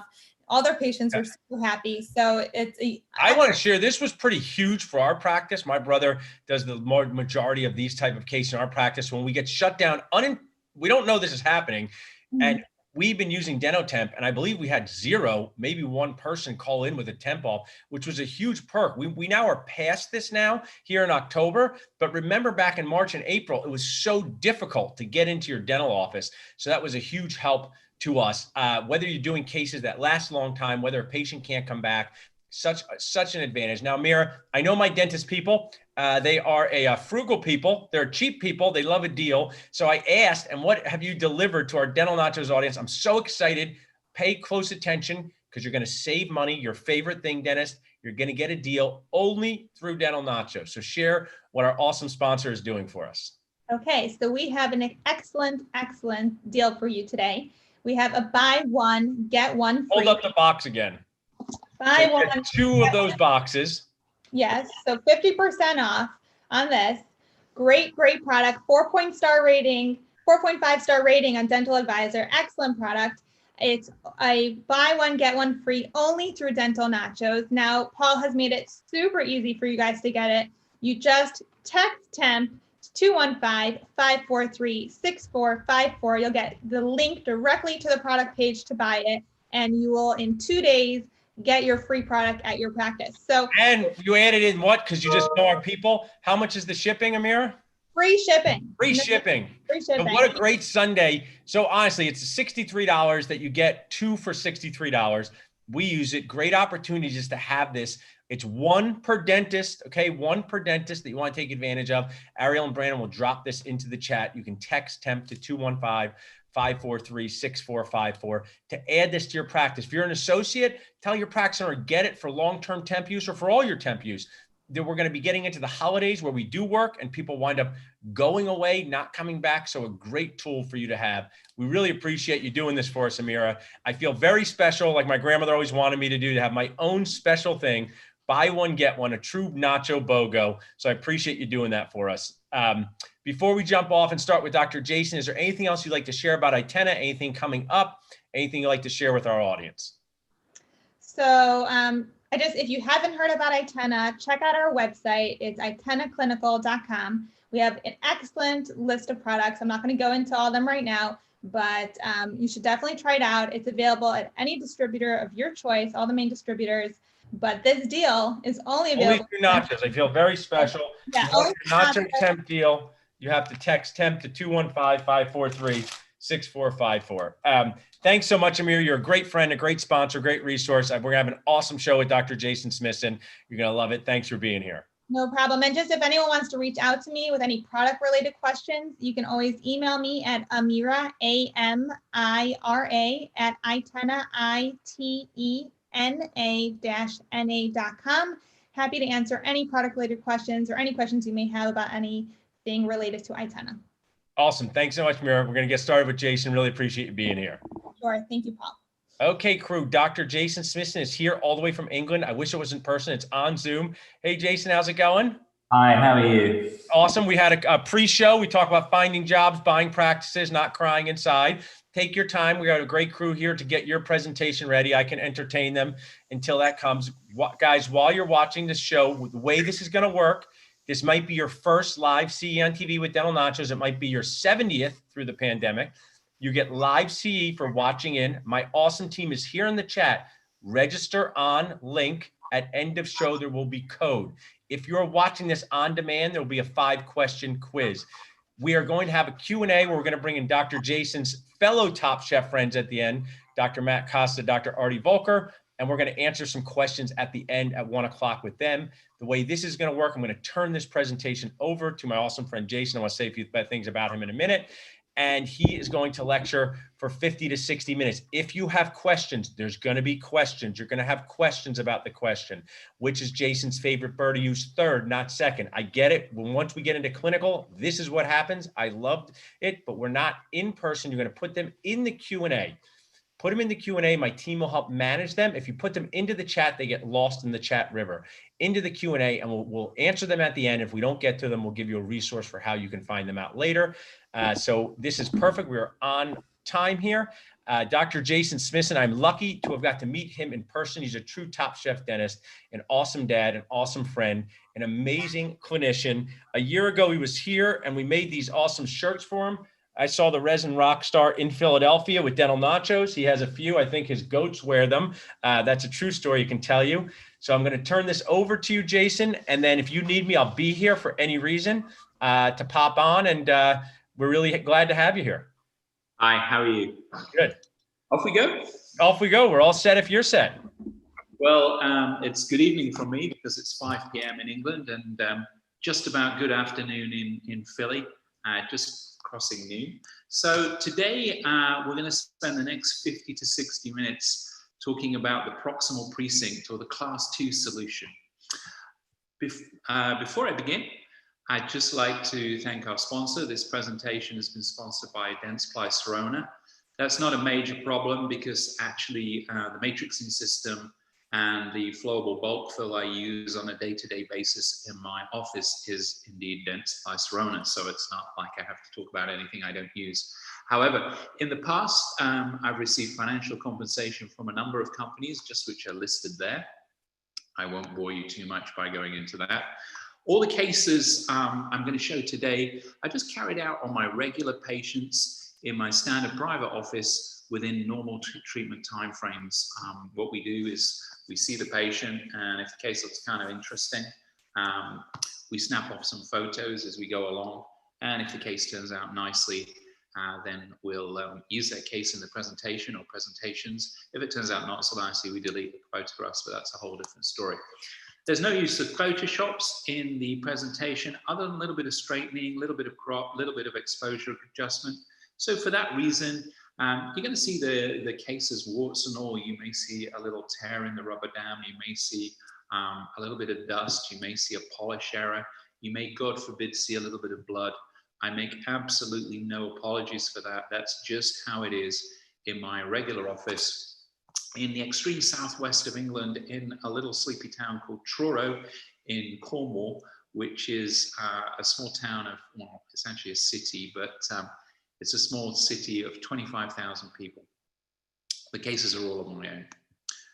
So what I'd like to share with you this evening for me and this lunchtime for you is a very simple, easy, yet predictable technique that will allow you to produce beautiful, aesthetic, lifelike Class 2 restorations that have firm proximal contacts and yet require very little, if any, occlusal adjustment after placement.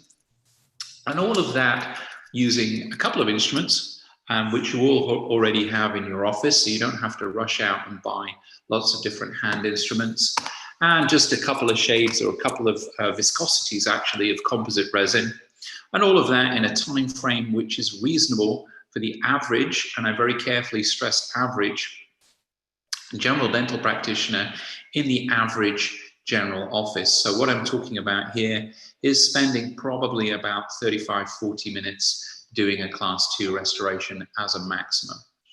Okay, so what am I going to talk about here? Well, I like to talk about two things. First thing, how do we deal with, or rather, how do we prevent getting white lines in our restoration?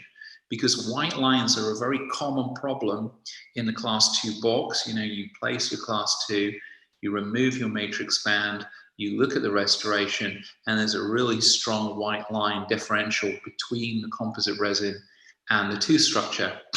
And that can be a problem because that can lead to, in the short term, to sensitivity, and in the midterm to bond breakdown, brown lines, and secondary caries. So how can we avoid that in a very simple, easy, and predictable manner? And then we're going to move on to the big deal problem, how to get a solid contact point. We've all been there as practitioners. We've done our preparation, we've placed our matrix band, we've condensed our composite resin, we remove our matrix band, and hey presto, we have no contact point. So when we place the floss between the restoration and the adjacent tooth, it just falls into place. And then we have this horrible feeling, do we leave it and let the patient leave with a defective contact point, knowing full well they're going to be calling us tomorrow and we're going to have to redo it? Or do we cut that horrible box into our class 2 restoration, just recut a box and try again with all the challenges that presents, running late in the office, dealing with the bleeding tissue because you've already had a matrix band and a wedge in place, and often ending up with a ragged contact point. So how do we get a solid contact point in the first place? So first of all, let's talk about the white line problem. This is really related to tooth preparations. Now, there are actually 10 rules for tooth preparation. There are 5 enamel rules or enamel axioms and 5 dentine rules or dentine axioms. What I'm going to do this afternoon for you guys, because of pressures of time, is I'm going to concentrate on the 3 main rules, which are the first 3 enamel rules. So the enamel rules for preparation are rule 1 or axiom 1, always bond to freshly cut enamel. Rule 2, always bond to the rod ends. Rule 3, always place a flare for the proximal box, always flare the box. Rule 4, always prep sufficient depth for the service life of the restoration. Rule 5, have an adequate proportion of enamel to your resin. In other words, don't do a large direct resins. If you do large direct resins, what happens is the polymerization stress of the large mass of resin contracting tends to put a lot of excess stress on the remaining tooth structure, remaining fragile tooth structure, and you tend to end up with bond breakdown or cracks at the base of the cusp. So if you've got a large cavity, you're often best to do an indirect onlay time restoration. So what I'm going to talk about now is the first 3 rules. So always bond to fresh cut enamel. So when we, historically for me, I don't place amalgam anymore, but when we placed amalgam or gold inlays, these are non-adhesive restorations. So silver amalgam and gold are non-adhesive. So the way we got the silver amalgam to stay in the cavity was by macro geometric features. These are potholes, undercuts in the prep, sometimes pins, little grooves, and these kept the restoration in situ just by macro mechanical retention. Composite resin dentistry, adhesive dentistry, is completely different. With composite resin dentistry, you do not need macrogeometric retentive features. You need microgeometric retentive features. And microgeometric retentive features are actually etched enamel. So if you look at the picture there at the top, what you're seeing there is the etch pattern on enamel. So we etch with 37% phosphoric acid, and we get that pattern in the enamel. Our resin flows into those potholes and little pits we created with the etch, and that is what retains our restoration. So the macro geometry we used to use, the potholes, the grooves, the undercuts, are now replaced by the micro geometry of the of the etched enamel pattern. So here is a picture of an upper central incisor facial surface. It's what we call an SEM, a scanning electron micrograph. And what's happened here is the researcher who took this image basically took an extracted upper central incisor, because you can't put a person into an SEM, the tooth has to be extracted. So there's an extracted upper central incisor, and they etched, primed, and bonded that tooth, and they stuck on an orthodontic bracket. And then what they did is they took an enamel chisel and levered off the orthodontic bracket with an enamel chisel. And what you can see running from top right to bottom left is the line across the surface of the enamel where the enamel chisel ran. And then they scanned the tooth in the SEM, and this is the image they got. Now, what's interesting here is you would actually expect to see an excess of resin on the surface, but actually you're seeing the opposite. What you're seeing here is around that area intact enamel on the surface, and where the orthodontic bracket was bonded, you're seeing a loss of enamel, so an enamel defect. So what they did, they were kind of interested in this. What they did is they took that tooth and then sectioned it fasciopalatally, and then scanned it again. Now, if you look at the scan on the left-hand side, on the top right, what you can see there is the surface of the enamel.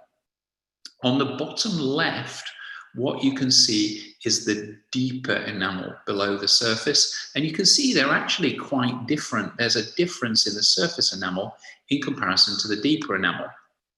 So on the surface of our teeth, of all of our teeth, watching here today, we have amorphous, highly fluoridated, remineralized enamel that is 10 to 30 microns in section. And this is the enamel that was removed, was torn off when Lucas Naves removed that orthodontic bracket in the previous image. Now, this surface enamel is disorganized, it lacks rod structure, and interestingly enough, it's not cohesive with the underlying enamel rods. So you can very easily tear off that surface 10 to 30 microns and leave a defect. Now, where does this amorphous, highly fluoridated, remineralized enamel come from? Well, hopefully I won't bore you too much with this. I'll just skim through this over the next couple of minutes. I remember learning this in dental school in my second or third year, and it had absolutely no relevance to me then. So I sat in the oral biology lecture kind of half asleep with a bit of a hangover. But as I progressed as a dentist, I kind of understand why this is relevant now. So I'm just going to review this for you. So what happens in our mouth is, this is a schematic of a molar tooth.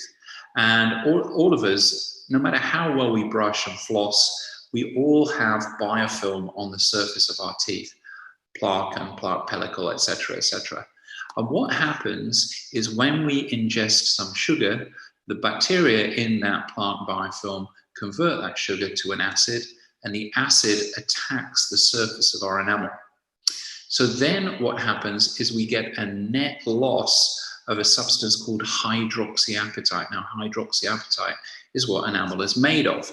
So we lose hydroxyapatite, and this is the first phase of what we call the carious challenge. In other words, Stefan's curve, you may have remember from dental school.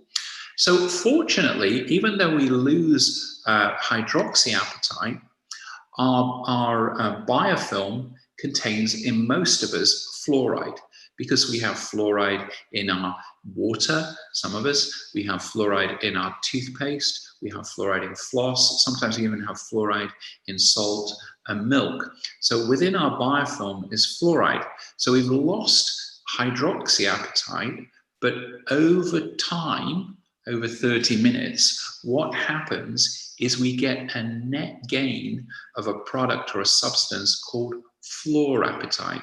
So the surface of our enamel loses hydroxyapatite and it gains fluorapatite. So we've all in this room today got a 10 to 30 micron coating of fluorapatite on our teeth. And that's that kind of amorphous layer. Now, the cool thing about the fluorapatite for us long term is that fluorapatite surface resists further kariogenic challenge. So that surface is much more resistant to caries than our regular hydroxyapatite, which is a really good thing for us in terms of our health. This is why we have fluoride in our toothpaste and in our mouthwash, etc., etc.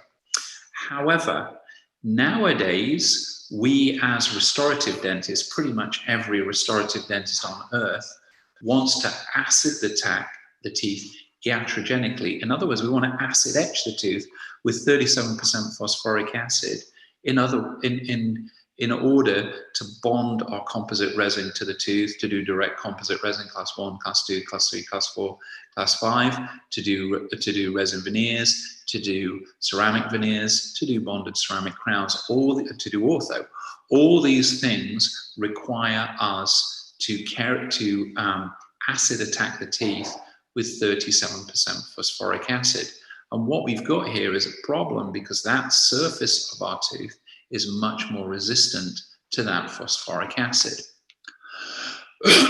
So that means that if we do a completely no preparation, we're going to have problems with our bond strengths because that enamel substrate, that enamel surface is etch resistant. Why is it etch resistant? Well, because it is aprismatic, it's amorphous, it has no prism structure, so it doesn't etch very well. As a result of it not etching very well, you get really, really low bond strengths on the tooth if you don't remove that aprismatic enamel from the surface. The other problem is that aprismatic enamel on the surface of the tooth, that fluorapatite, is not very well linked to the underlying enamel. So the problem is it's very easily torn off, and that's what you were seeing there in the SEM from Lucas Naves. You may have, some of you may have done this. What can happen is if you, for example, did a class 4 restoration, a composite resin class 4 restoration, and you built that up and it looked pretty nice, but you thought, you know what, I need to do some polishing. So you pick up a rubber point and start to polish that restoration, and you get a nice polish, but suddenly a white line appears. I don't know if that's ever happened to you. It certainly happened to me. You start off without a white line, and then suddenly a white line appears. How did that happen? Did I miss it? Was it there in the first place? The answer is no. The answer is you actually created it as a dentist. What happens is when we polish with a rubber point, the rubber point generates heat, and each of the constituents of our restoration, the composite resin, the bonding agent, the enamel, the dentine, has a different coefficient of thermal expansion. So they all expand and contract at different rates. Now, the problem with that is as they expand and contract at different rates, that sets up stresses, and the weakest linked area will break down. So what happens in that scenario is the link between the fluorapatite, that 10 to 30 micron layer, and your underlying enamel is ripped away, and you get a defect between the surface enamel and the deeper enamel. And then the dust from your polishing goes underneath it, and then you notice a white line. So what is the solution to that? Well, the solution to that is once you've done your preparation for whatever adhesive restoration you're doing, be it a class 1, be it a class 2, be it a resin veneer, be it a ceramic veneer, what you need to do is to pick up an air abrasion system, a sandblaster, if you will, and very, very lightly sandblast the surface using 27, 29 micron alumina at a pressure of about 2 to 3 bar. And that will remove the surface fluorapatite, that 10 to 30 micron surface, and will expose the prismatic enamel underneath. And then you'll get much better etch patterns and higher bond strengths. That can be quite challenging to do interproximally in the class 2 situation, and also interproximally for resin veneers and ceramic veneers. So in that scenario, what I would suggest you do is you get a metal finishing strip, something like a brass or a finishing strip, and go interproximally with a metal finishing strip, not to do IPR as if you were doing orthodontics, but just to remove 10 to 30 microns, which is going to take away that aprismatic enamel and give you higher bond strengths. Is there good data on this? Is there good research on this? Well, here's some lab data. There's quite a lot of lab data around. These are the 3 main studies, and they show very well that outside the mouth on extracted teeth, the bond strengths to enamel which has been air abraded are much, much higher than the bond strengths to enamel which has not been air abraded. That's great, but I'm a practicing clinical dentist and I'm not so interested in lab data. What I'm interested in is in vivo data, in other words, data that's been carried out on work in people's mouths. And this is perhaps the most classic study. This is the Yaziki study. What they did here was what's called a split mouth study, which is the best kind of study. So they saw patients, there were kids who were having fissure sealants, and they divided their mouths into 2 sections, right and left. On one side of the mouth, and they flipped a coin to decide which side of the mouth they were going to do each procedure on. On one side of the mouth, they did fissure sealants, etch, primed and bond, flowable composite fissure sealant. On the other side of the mouth, they did air abrasion, then etch, prime and bond, flowable composite fissure sealant. So the only difference is the air abrasion. And then they followed those patients over a 2-year period, and what they were looking for was the fissure sealant retained or did it fall out? And what they found was on the air abraded side, the fissure sealant was far more likely to stay in situ, and this was statistically significant. So they basically proved that air abrasion gave you better retention of your adhesive restorations. And that's for fissure sealants, but that very easily translates to class 1 and class 2, because all you're doing there is you're removing biofilm, plaque, and calculus, and you're also removing aprismatic enamel or fluorapatite. On dentine, this is where it gets a little bit controversial. If you do air abrasion on dentine, there is some research that shows that air abrasion on dentine increases bond strength on the dentine, and the reason for, with certain adhesives, and the reason for this is if you prep your dentine just with a steel burr or tungsten carbide burr, as we all do for caries removal, it creates quite a thick smear layer. If you then do some air abrasion on the tooth, you get a much thinner smear layer. Now, for those of us who use self-etching bonding agents, where the primer and the adhesive has the acid in it as well, in other words, it's a single-step bonding agent, the acid in those bonding agents is usually quite a weak acid. And the advantage of having a thinner smear layer after air abrasion is that the weaker acid will penetrate more easily. So there is some data which shows that air abrasion improves bond strength to dentine. However, there's also some data that shows that by sandblasting dentine, what happens is the dentine, or rather the collagen fibers in the dentine, become fractured, a little bit like split ends on hair. I don't have any hair, but if I had any hair, the collagen fibers would all be split like split ends. And then when you hybridize that dentine, you etch, prime, and bond it, what happens is the quality of the hybrid layer is much, much weaker, and therefore the midterm and long-term bond strengths are lower. Now, how do we get around that? Well, air abrasion works by kinetic energy. So when you sandblast, it is the kinetic energy that cuts the dentine and cuts the enamel. Kinetic energy, if you remember way back from your physics days, the equation for that is half mv squared. Don't worry, I'm not going to go physics crazy. This is just to give you this point. Now, m means the mass of the particle, and v is the velocity of the particle comes out of the abrasion system. So if you use smaller particles, and if you hold the air abrasion system further away from the tooth, you get less kinetic energy and less splitting of the dentine. So what I do personally is I air abrade the enamel, and then when I air abrade the dentine, I move the air abrasion system a little bit further away, which means I get lower amounts of kinetic energy and therefore less splitting of the collagen particles and good bond strengths. The other thing to consider is when you're choosing we use alumina for our air abrasion.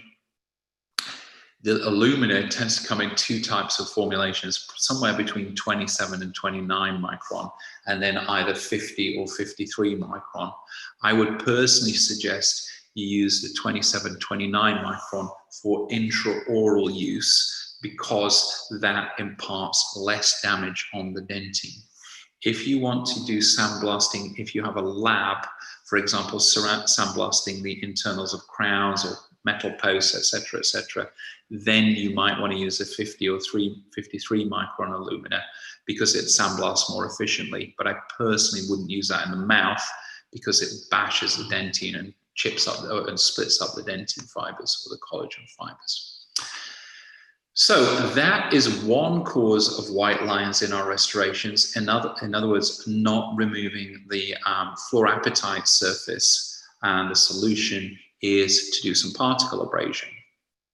What's another cause? This is a case, one case of mine. This is a very, very small class 1, which I didn't really bother photographing until the end when I noticed this. I'd done some air abrasion, removed the fluorapatite layer, etched, primed and bonded, placed my composite resin, and then, as you can see, I've got beautiful margins on the mesial. This is immediately post-placement, just when I removed the rubber dam. But on the distal aspect, near the transverse ridge, you can see there, I've got a big white line. So what causes that? Obviously, it wasn't the fluorapatite, because I removed that with the air abrasion system. What are the other causes? Well, there are two other causes of air abrasion, two other causes of white lines. One is adhesive failure or resin separation. The other one is cohesive failure or enamel peel. So what are they? Well, adhesive failure or resin separation is where you etch, prime and bond the enamel of the tooth, and for some reason the enamel gets contaminated. That is usually with blood from the gingival margin, or with saliva, or very occasionally with oil from your 3-in-1 handpiece. And then you place your composite, you prime and bond the enamel and on that contaminated surface. Then you place your composite, you light cure your composite. As the composite polymerizes, as it converts from monomer to polymer, what happens is it shrinks, and that shrinkage sets up stresses. And then the stress pulls the composite en masse away from the enamel, and you get a gap. And we call that resin separation. The solution for that is firstly to check your 3-in-1 and just make sure you're not puffing out oil in your 3-in-1, and also to consider using rubber dam in the class 2 situation, so therefore you don't get contamination, particularly in that deep gingival box with saliva and blood. The other cause of white lines is what we call cohesive failure or enamel peel. This is where, when we do our prep, most of us will remove the amalgam or the old existing composite and the caries with either a medium or coarse grit diamond because it's very efficient. But the only problem with using a medium or coarse grit diamond is the particles on the burr are quite large. And as the burr spins, what it does is it fractures the ends of the enamel prisms at the margins that are all chipped up.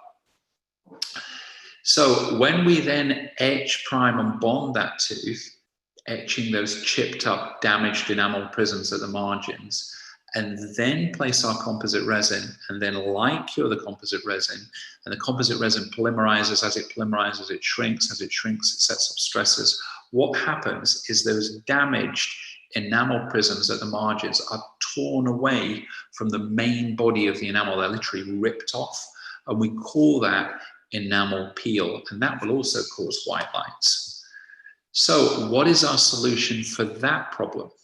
Well, there are two solutions. Firstly, we need to flare the box forms for our class 2 restorations, and secondly, we need to finish our margins with carbide burrs and chisels under high mag. So what about flaring these boxes? Is there good evidence for placing flared boxes in the class 2 situation? Well, yes, there is. There's really old school evidence. This is from Opdam in the Netherlands, in Holland, way back in 1998. What they did is they took some premolar teeth that had been extracted for orthodontic reasons. They cut class 2 cavities in them, MO, 2 surface class 2s. Some they flared and some they did not flare. They then etched, primed, and bonded the teeth with a total etch technique, placed the composite resin, and then put all the teeth into a fluid, a dye fluid, and thermocycled them, made them hot, cold, kind of trying to mimic these conditions in the mouth. And then they took the teeth out of the dye and sectioned the teeth and looked at them under a microscope. And what they were looking at was, did the dye penetrate between the composite resin and the tooth structure? In other words, were the restorations leaking? And was there any impact of placing a flare or not? And what they noted was that if you flare the cavity at the gingival floor and the ascending walls, you got far less leakage. So you need to be considering flaring your cavities. What they also noticed is it made absolutely no difference on the occlusal surface. So I would say to you, I know it's very fashionable at the moment, certain lecturers are teaching to bevel the occlusal surface of the class 1 and the occlusal surface of the class 2. That has absolutely no advantage at all from a scientific basis. Indeed, it has significant disadvantages. Firstly, it's more destructive of tooth structure. Secondly, as you remove more occlusal enamel, it means it's more difficult to place your composite resin and get the correct occlusal scheme because you're replacing more of the tooth.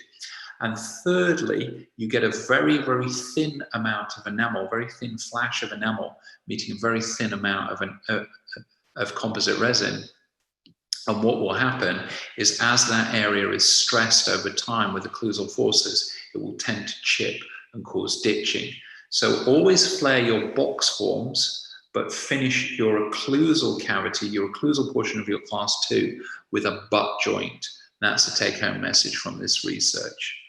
Why does the flare of the box give us less microleakage? Well, the answer is seen here with these pictures that were kindly donated to me by Salvatore Sauro, who's an Italian researcher based in Spain. By flaring the box forms, what you do is you expose more of the enamel prism's ends, and therefore you bond to the ends of the enamel prisms rather than the sides, and therefore you get higher bond strengths.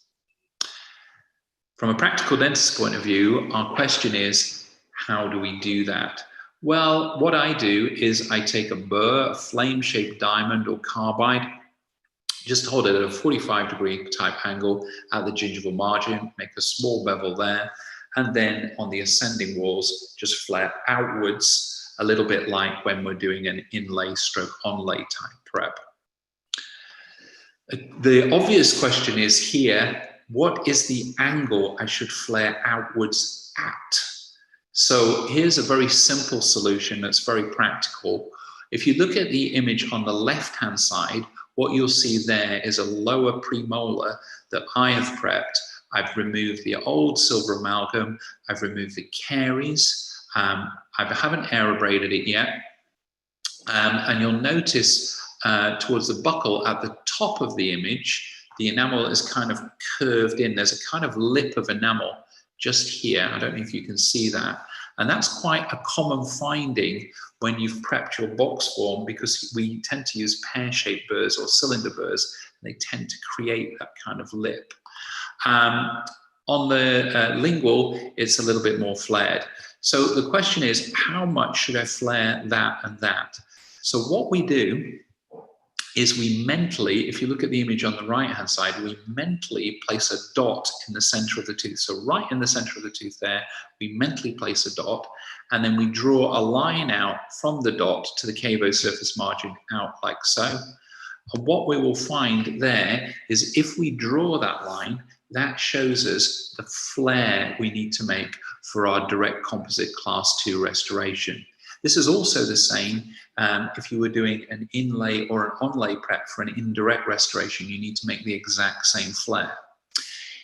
Some people will argue, well, if you do that, it's a little bit more destructive of the tooth, and that is correct.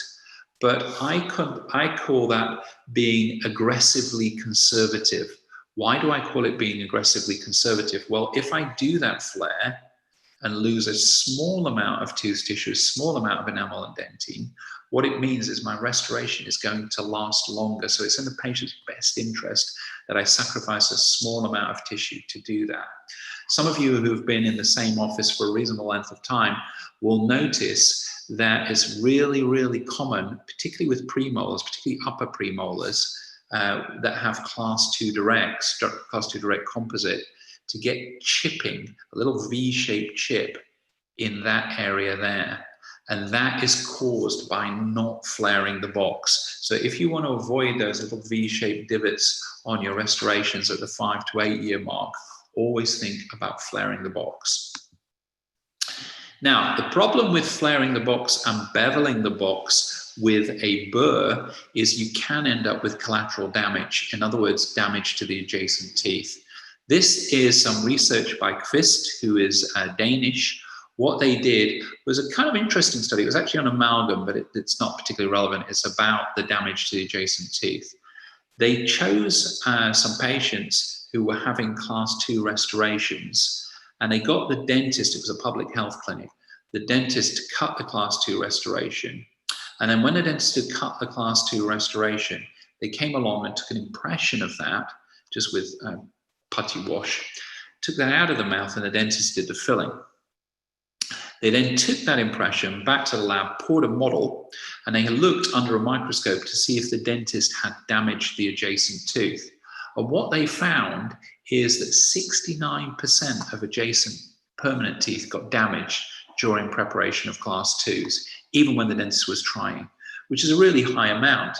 So then they wanted to know is, did that damage to the adjacent tooth cause problems in the long term? So they followed those patients over a 2-year period, and they found that 15% of those damaged permanent surfaces needed restoration in the long term.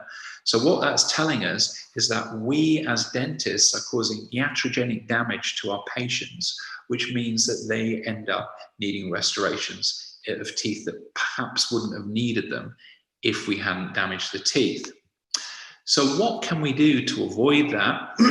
Well, there are several strategies to avoid damage to our adjacent teeth. The first one is enhanced vision with either a microscope or perhaps some loops, maybe 4 to 5 times mag loops with a headlight.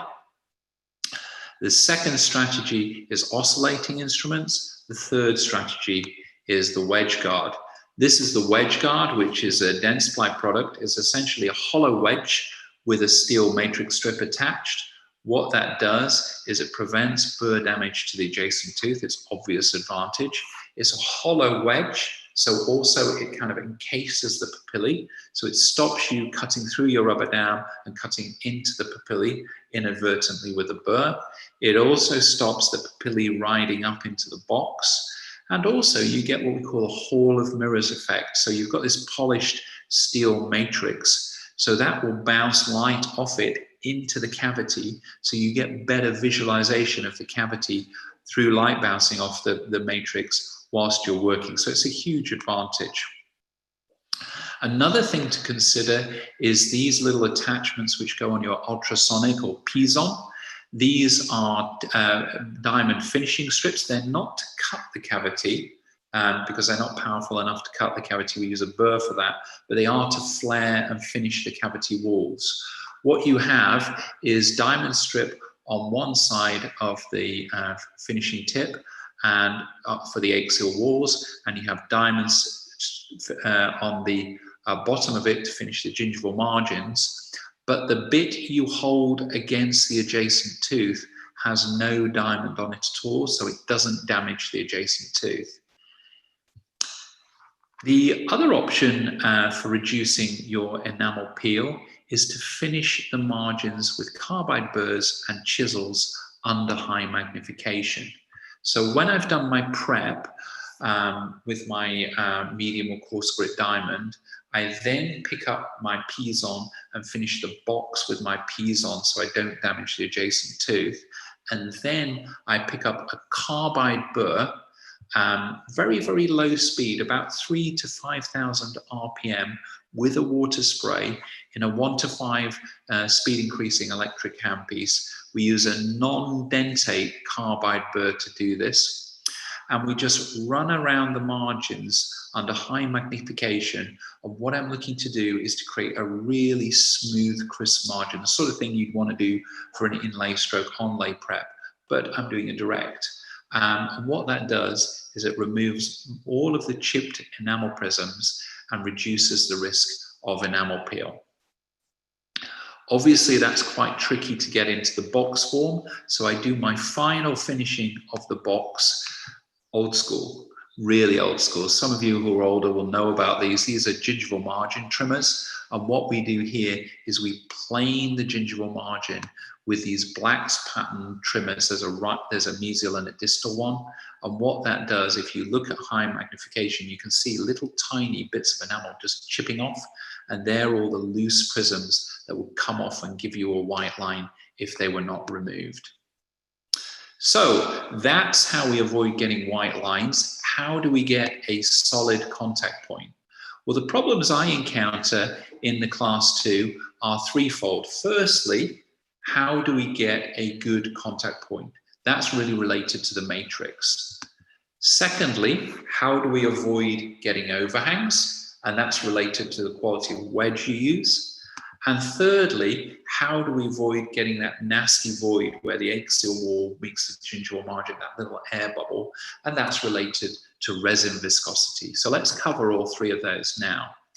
Our solution overall is to have an active matrix system, in other words, a matrix system which forms and holds the contact point without you having to push the band physically against the tooth.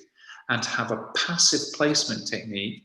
This is a placement technique where you don't force the resin into the cavity. You just place the resin into the cavity with enough force to get nice condensation, but not so much you push the resin between the matrix and the tooth structure and form an overhang. What we're looking to do is not create contacts like the left-hand side image. We're looking for contacts like the right-hand side image, where you can see there, we've got a beautiful emergence profile, we've got a nice contact, we've got a nice contour.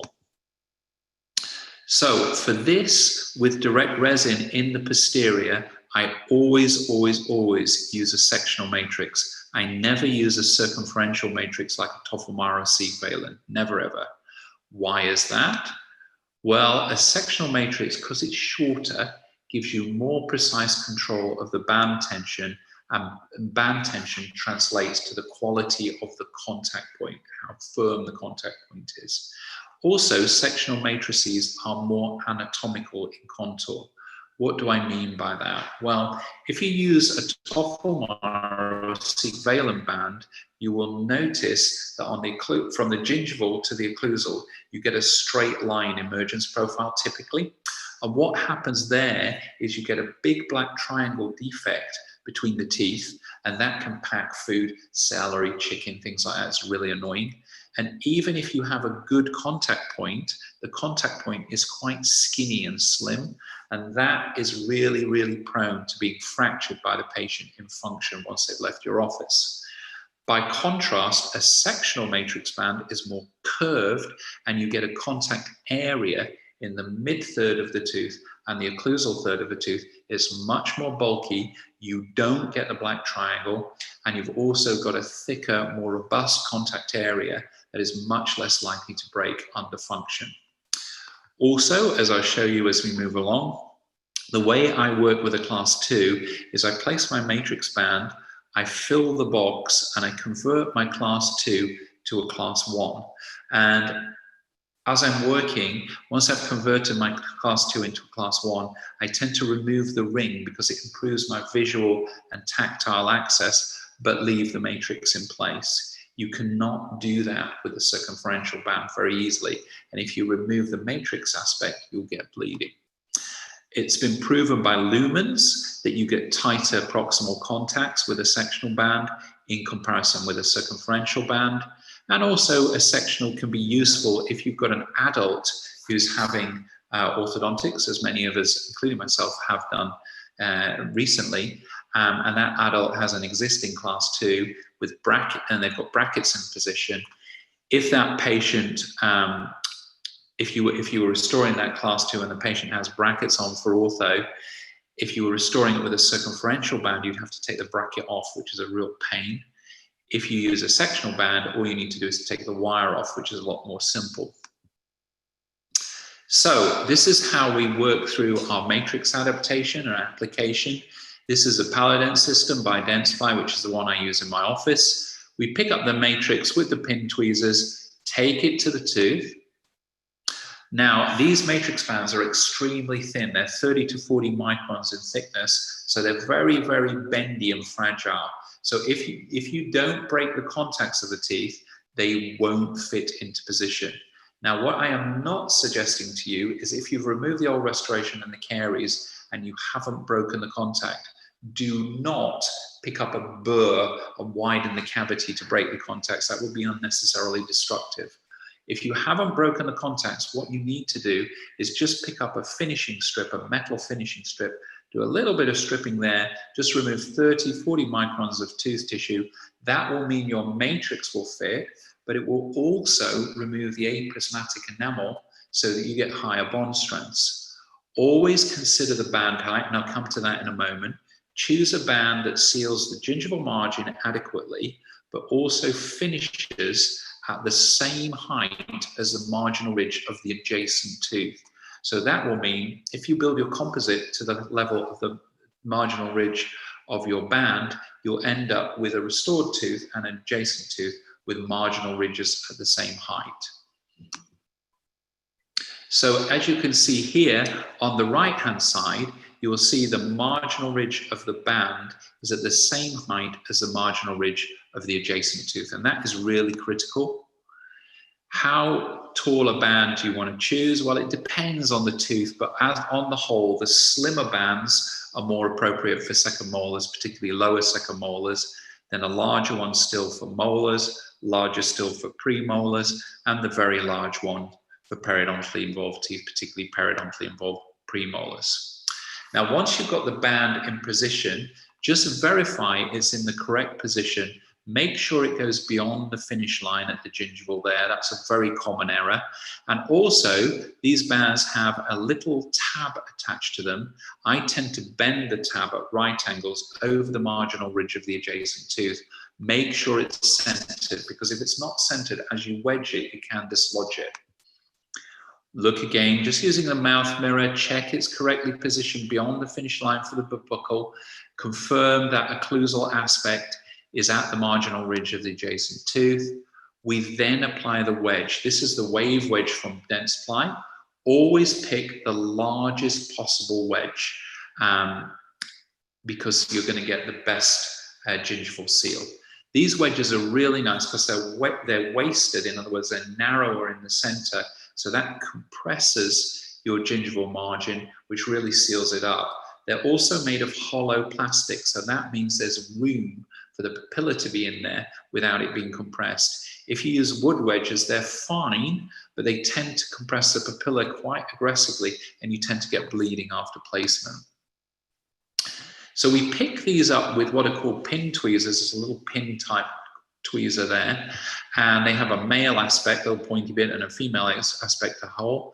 And always place the wedge with the pin tweezers having the female aspect apically. It's just a little tip. It just enables you to withdraw them more easily without dragging the wedge out.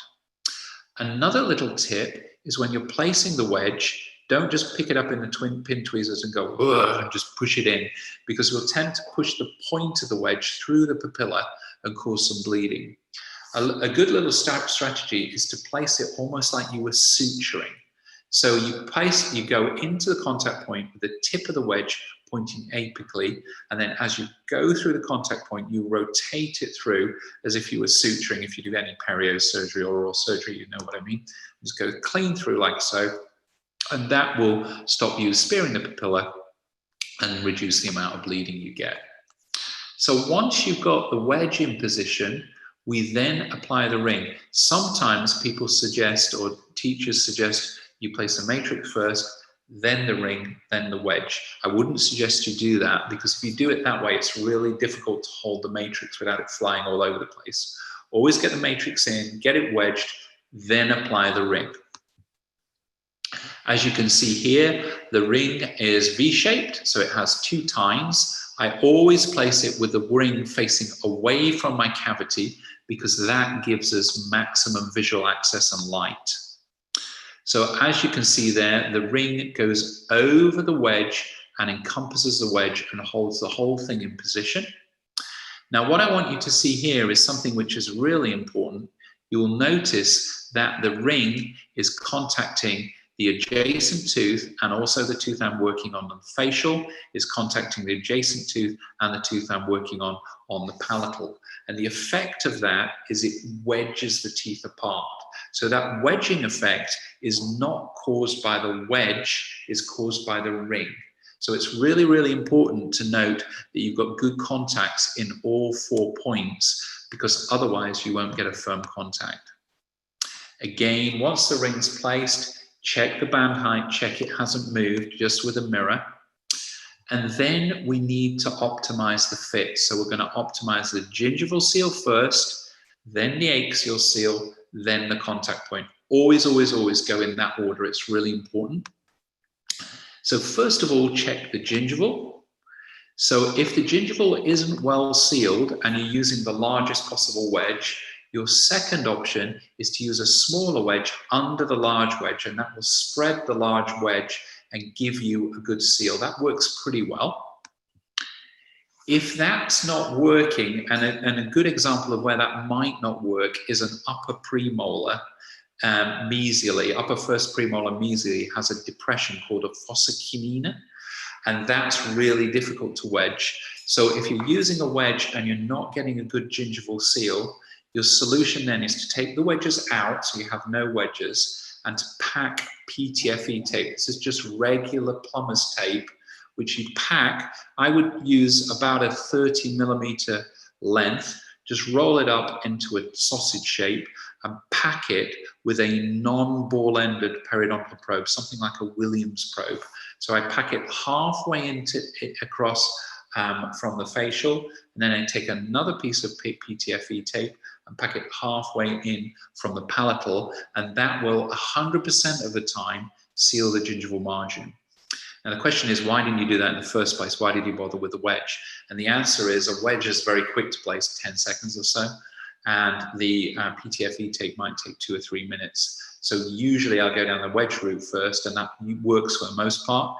And if that doesn't work, then I'll default to PTFE tape. Once you wedge the gingival, you then need to check the axial. So we're looking here at the seal of the ascending walls of the box. And if you look at this image here, you'll see that on the palatal, I've got quite a good seal, but on the facial, not quite as good a seal, and I'm going to get a little bit of composite resin excess. I'm going to need to do some finishing. So how do I seal that a little bit better so I don't have to do finishing or don't have to do as much finishing? One option is to just take the ring holders and just slightly open by a few microns the ring, and then pick up a probe, an explorer. There's a little hole on the matrix, and just pull that distally in this case, because it's an MO cavity, and that will tighten the matrix against the cavity wall, and then release the ring forceps, and that will hold it back in place. So as you can see there, we've got improved adaptation. It's not perfect. It will need a little bit of finishing. If you wanted to get it absolutely perfect, your next choice is to use a little bit of PTFE tape. So I just take some PTFE tape, it doesn't matter, just roll it up in a ball and then just pack it in with an amalgam plugger or a multi-purpose Cosmodent plugger, works very well. And that, as you can see, has completely sealed that margin. And just investing 30 to 60 seconds in that is going to save you 2 or 3 minutes of finishing time. So that's well worth doing. Your next stage is to optimize the contact point. So mainly we're taught to burnish our bands with ball burnishes and metal instruments. Now the problem with doing that is if you burnish with a metal instrument, these bands are really, really soft. You can end up with horizontal scarring in the band. And then when you place your composite resin, you have the negative in the composite resin. In other words, rough ridges in your composite resin. And then when the patient goes away and they start to floss, it will tear their floss. It's not smooth. So my solution to that is just in some lock-in college tweezers is just to burnish with a cotton wool pledget. And that will give you a nice burnish, but it won't create scars in the band. It's just a little tip that I learned because I actually had a composite resin done on me with these bands. A great job done on the resins, but they burnished with a metal instrument and I couldn't floss. It tore up my floss. So this is a good solution to that issue. Now, once you've got your band in place and the tooth is matrixed, how are we going to close the box? How are we going to convert that class 2 into a class 1? Well, I use something called a modified centripetal approach, which is described by Nissan Bishashio. So what we do here is mentally, we divide the box up into 2 increments. So we're looking at an MO cavity from the mesial aspect here.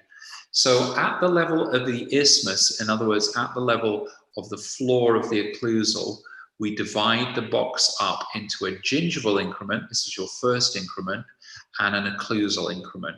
Now the gingival bit, this is a critical bit here, can be filled in one of 3 ways. It can be filled with a flowable bulk fill, it can be filled with a resin modified glass ionomer, or it can be filled with regular composite resin,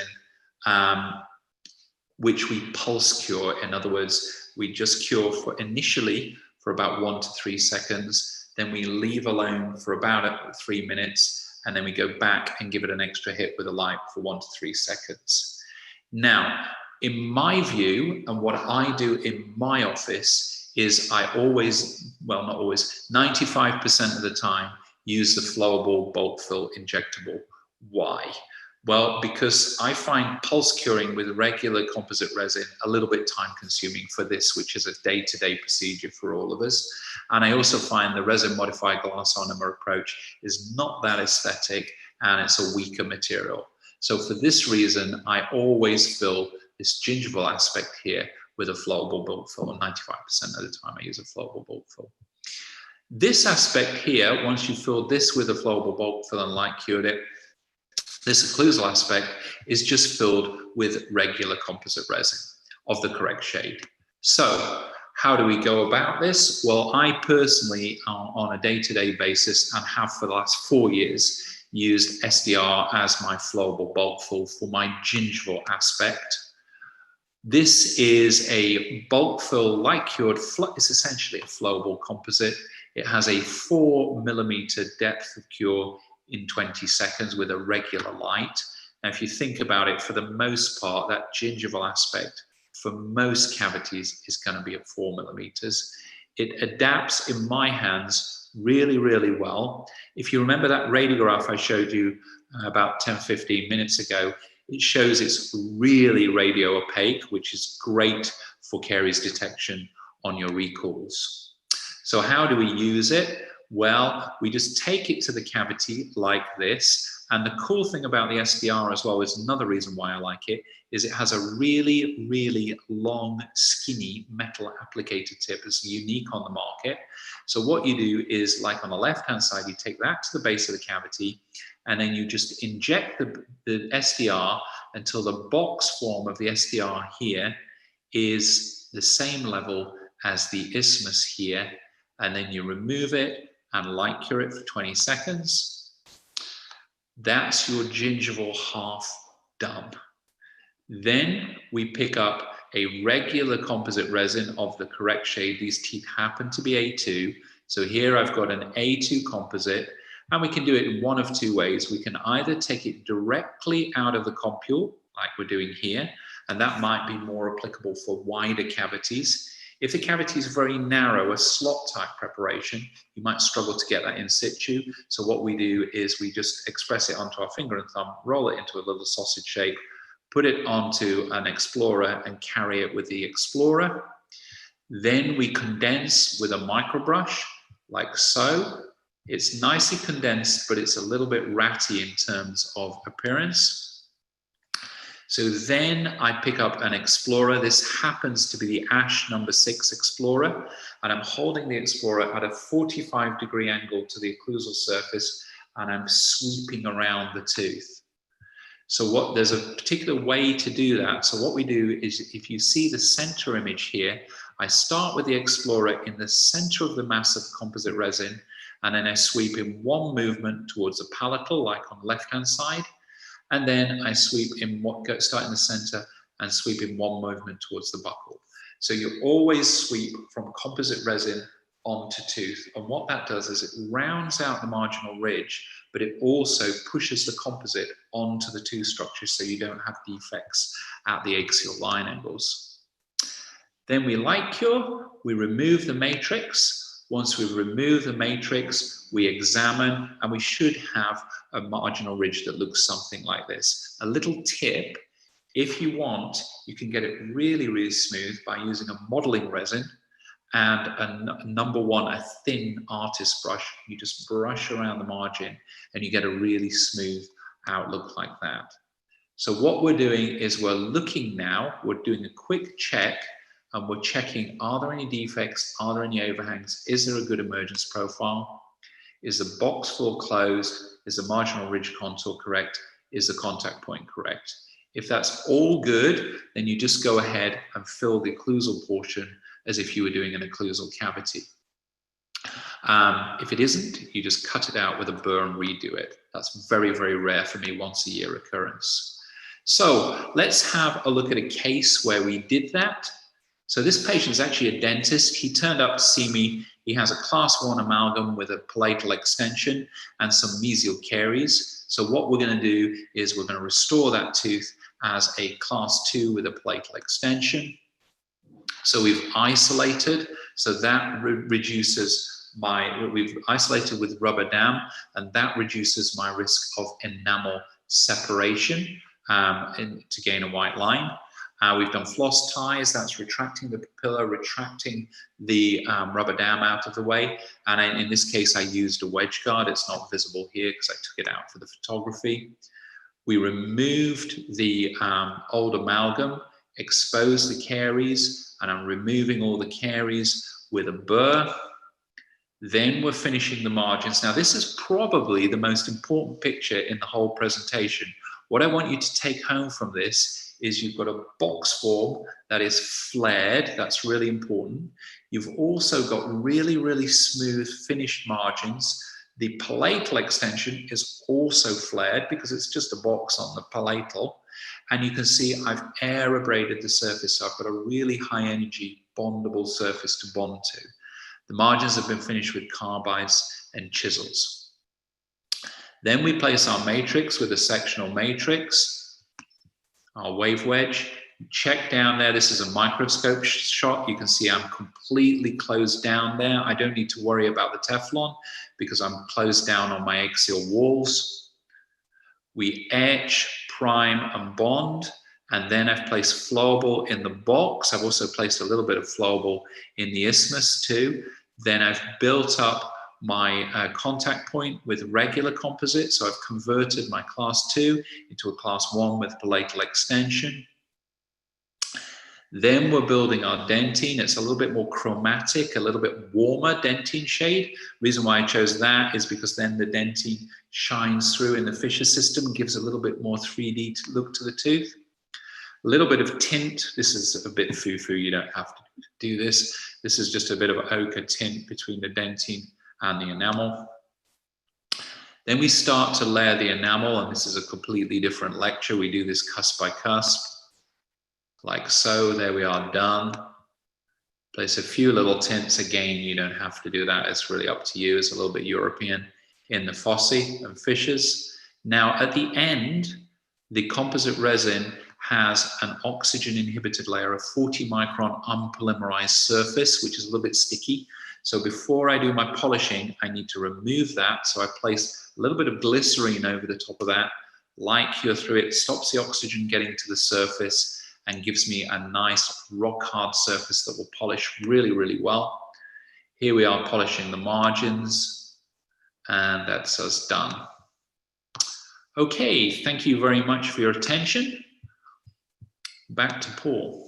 Awesome. As always, Jason, you have some questions. Take a break from your voice for 2 minutes. You can stop sharing. I want to share something here, some prizes. Whoever answers the questions right can win this $8 bottle of wine. It just really is an $8 bottle of wine now. So we're going to ask some questions, but you could stop share for a second, Jason. I just want to bring something up here, and then we're going to bring up Artie and Matt if he's here as well, guys. You guys can promote them, or I can do that myself like a real boy if possible. Okay. So I'm going to stop this in a second. So we have some Dr. Jason Smithson prizes here. Our text prizes, and got them one of two ways. You can text these words one at a time, not all at once, to that number, or you can email them to ce@dentalnachos.com. So they're all free prizes for you. There's gift codes. There's stuff on finding jobs. There's CE. We have an upcoming course on periimplantitis. So awesome job, Jason. You're watching live CE TV. We've completed our amazing hour. We're going to answer some Q&A. CE has ended. There's a code in the chat for you to get live CE credit. I do not say this on the recording anymore because then people try to use that code on demand. If you're watching this on demand, a rebroadcast, for whatever reason, there's going to be a 5-question quiz. I made questions while Jason was talking all about how not to cry inside while doing a class 2. These are the text codes here for you to get. I'm going to stop sharing. My team will put them in the chat too, or you can take a picture of it before I stop sharing this screen. You can get all these prizes. We have a course on periimplantitis coming up, appropriately labeled SCARE. Text SCARE to 215-543-6454. Awesome. So I'm going to stop share here. I would like to introduce my awesome friend, fellow medium-aged dentist, Dr. Artie Volker. Artie, you also were kind enough to sponsor some students to watch this. We're going to connect you with your sponsored students. We had so many awesome sponsors to help dental students watch in on this amazing show. But Dr. Artie, just share with us what you do in this dentist world, a little bit about yourself. First of all, thank you, Paul, for having me. And Jason, as always, really a spectacular program that you did. So it's good to see you again, even though it's a little bit distant. Basically, like Paul said, I'm a general dentist. I practice out in Queens, New York, just right outside of Manhattan. And I've been following Jason for quite some time now. So really, I'm always happy to and every time I watch him, I always pick up some new tips. So things in New York is kind of busy, but I'm always really happy to be here and see Jason and yourself. Awesome. What I'd like to share after the C part, the question, if you're a dental student or young dentist watching, you enjoyed it, take a photo, even if it's of us three mads, medium age dentists. Jason's getting close to the seasoned age dentist category, but he's not there yet. I'm 18 years out. How many years for you, Artie? 17. 17. Jason, how many years from dental school? A few more. Right, yeah. Remember, they graduate when they're like 12. Yeah, he's still seasoned. So He's still teenage. Take a picture of us, put it on your Instagram story, tag Watching Dental Nachos, share information, having fun. Sharing the story is the whole thing, so other people know that there's great ways to learn. So, Artie, you've been at our boost camps. Jason's been here in person. You talked about all different types of metal ceramics. We're going to go through some questions with Jason here in a minute, but you have posted some really good questions on Dental Nachos recently about what's your most challenging procedure. Tell us a little bit about your training, what you do to help dentists learn more about class 2s, class 3s, class 4s, as well as some troubleshooting things that you see that might help dentists. Sure. So I posted this thing, and it's very interesting because the poll question I put up was which of the black classifications trouble most people. And I think by far, which was not really surprising, it was the class 2 that really gave the people who answer the most trepidation. So I think it's really useful. Hopefully they're all here listening to Jason. And so Jason's doing a lot of courses. I know he's going to be doing quite a few in the States as well. I'm sure he'll talk about that as well. I do some courses, but a lot of people I'm sure want to hear what Jason has coming up. So we'll share about both of you are also mads here because there's not too much learning. Let's go one question at a time. Artie, you also can jump in with any insight. But we had an awesome dental student here. He's great. He asked and some of these go back to the beginning, Jason, but I'm sure you remember the sandblasting with alumina. That is after the prep. Is that true or false there? Yeah, well, some people do it prior to the prep with a view that if you do it prior to the prep, you don't sandblast the dentine. These are people who are concerned about sandblasting the dentine. The only problem is if you do it prior to the prep, you can't sandblast the enamel in the box by definition. So I would suggest that you do it after the prep. That's what I do. But I do it after the caries removal, but before you finish the margins. And the reason is if you look with a scope, and sometimes I'm a bit nerdy and look with 12 times with a microscope, you can see the air abrasion does actually chip the margins a little bit. So you might want to consider doing your air abrasion and then doing your carbide finishing after that. You get a much better outcome. Awesome. That's great. Artie, anything to add on that topic there? No, exactly what Jason says. I use a microscope as well. And you see that. It's very interesting what you see under the microscope that you'll miss with either the naked eye or loops. So definitely when you're working that up close, you really see every little detail and every little place you could mess up. So absolutely. I'm going to share infuse a question for me. So one of my goals here is to help dentists cry less on the inside. And one of the things was the ring flies off the tooth for a class 2. Okay, now, Jason, how do you keep track of everything with the class 2 systems? One of my jokes is that you looked at your ring flies off the tooth, your matrix thing, and you say, I'll take another adult ring, and you look down and there's just a mangled pedo one left in the sterilization box. So how do you keep track of all your stuff for doing this? Me, I just have a lot of it. How do you train your assistants to keep track of it? Do they use the little tackle boxes? What type of systems do they use? Yeah, we use a really expensive system. It's from Home Depot. It's those boxes that are for putting screws and nails in. Little sectional boxes. We just use those. I think they might be as much as $5 for a big box. And I don't know if you're going to get this joke, Jason, but I feel Artie will help you. Some people probably have to get off this live stream because they have to go to Bed Bath & Beyond. If there's time today, they'll get to Bed Bath & Beyond. Like a classic old school joke. So yeah, get to Home Depot, buy your stuff. Artie, how about you? How do you keep track of all these things? Same as Jason, I keep a big inventory because I've had quite a few assistants over the years and they'll keep pretty good track of it. And we do have the little boxes for organization, but inevitably, things get dropped or lost or put in some other. Yeah. You don't want to drop that box. Yeah, you don't. I put my wedges in and all. See, I use multiple systems. I use a Garrison a little bit as well, and the BioClear a little bit as well. And you can just mix them all up in one of those big boxes, and then you can just grab the one you need, really. And one of the things, I try to say that all these courses help us develop our dental core. our mind, our words, our hand skills to be a leader. I was a restaurant server. It wouldn't matter if the dishwashers didn't get enough plates clean. I still had to be the one in front of that patient. I'm in front of that table. Whether you're an associate dentist or a practice owner, you're the one in front of this patient who has to deal with being the star of a Broadway show that nobody wants to see. So key to get your behind the skills scene set. Back to clinical. When sandblasting or using abrasion, do you run the risk of desiccation? How do you avoid desiccating the tooth when sandblasting? And yep, that's a question. You want to answer it, RT, or shall I? Please, for sure. Well, I use the Velpex system, so it's actually not air abrasion, it's hydro abrasion. It's driven with water, so you don't get the desiccation issue. So that's a non-issue. If you use something like Dento Prep or something like that or Microetcher from Downhill is not a bad system, quite inexpensive.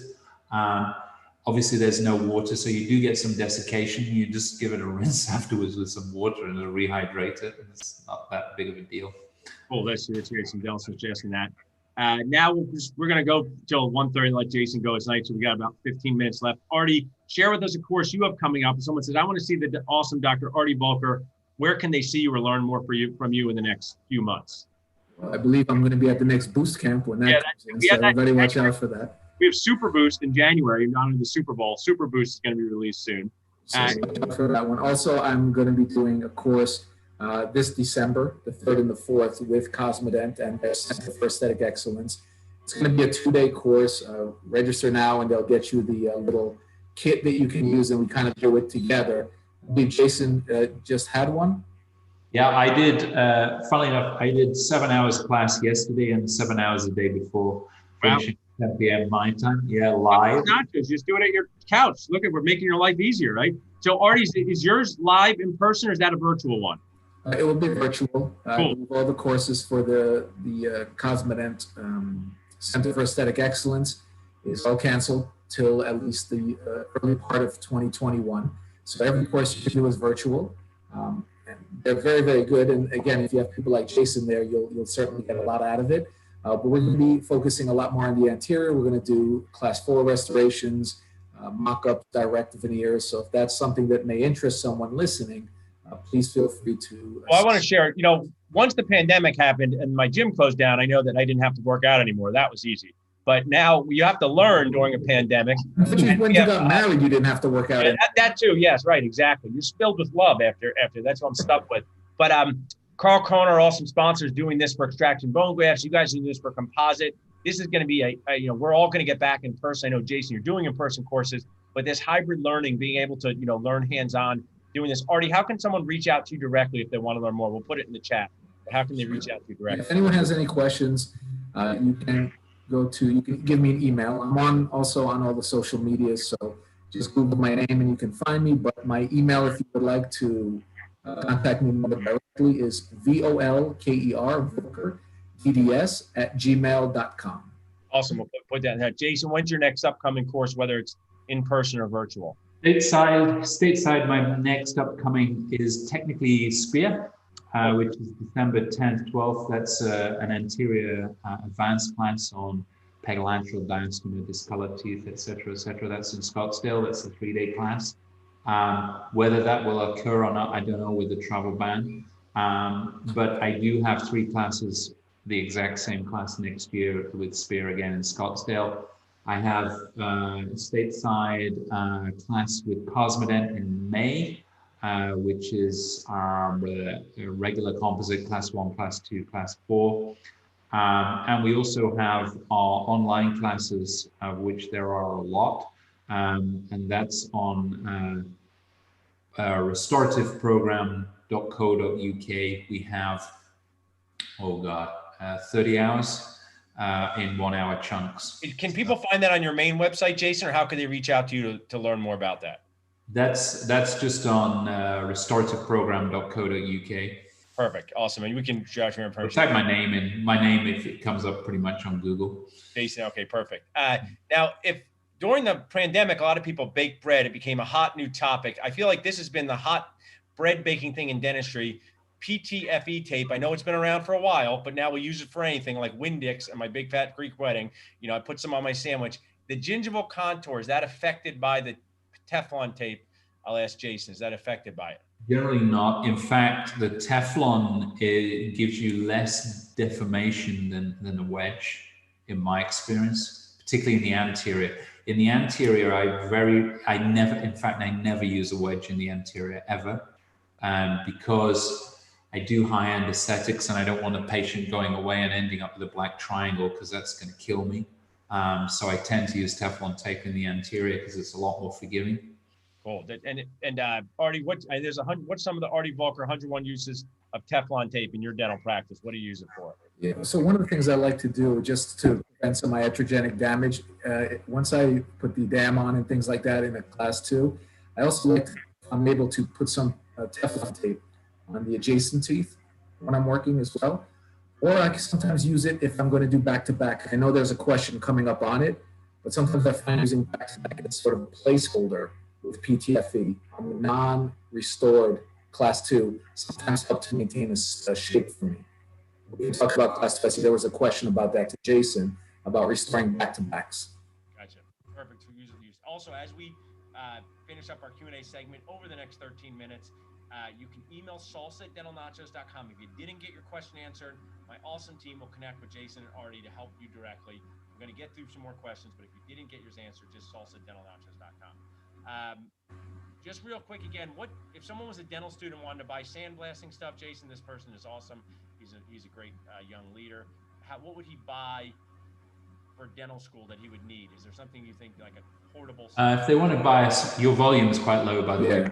Your volume is really low. Minus? Is that better? I can just about hear it. I would, if I was in dental school, I would probably not buy the Velpex because it's a big old unit to hump around. I would probably buy the Micro Etcher 2 from Downville because it's a little unit that goes in a box, can fit in a briefcase, and it plugs. There's a little adapter and it just plugs straight into the slow home piece actually, and then it just plumbs straight in. You put your foot on the foot pedal and press the button and off you go. Cool. Say that name one more time. Is that better, Artie? Can you hear me better now? A little bit better. Weird. It's okay. Brandon and my team, it might have just happened. Let me see. I would just fire everybody, Paul. I just that'd probably be a treat for someone. Completely unacceptable. I don't get a lot of your volumes low. My nickname is Ned Bark often in my practice and family life. I'll try to talk a little louder. What was that name again? One more time, Jason, for them to purchase. It's the Downville Micro Etcher. I have no link at all to the company apart from Ray Bertolotti. He's quite a nice guy. Awesome. Next question: Would putting flowable with greater polymeration shrinkage in an already susceptible location, gingival floor, lead to a greater chance of recurrent decay? No. No. Okay, good. I like a yes/no question. How about this one? That's a whole lecture in itself. Cool. You can see more Jason, like more cowbell, more Jason and Artie. How about this? I'll ask you guys this. It's not about volume. It's not about the degree of shrinkage. It's about the amount of stress it imparts. That's the kind of difference. We get bound up with flowable, bulk fill and flowables in that, it shrinks more. So that must be bad. Well, yeah, it shrinks more, but it imparts less stress. It's the stress that's a biggie. So that was a good answer there. Also, you should always have some sort of Seinfeld-related joke every time this question comes up on shrinkage.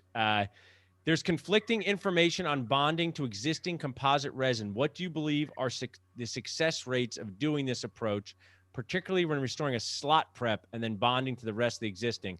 This is anonymous attendee, if you guys can see the Q&A. Personally, I just tend to... My philosophy with everything in the office is I generally don't do repairs.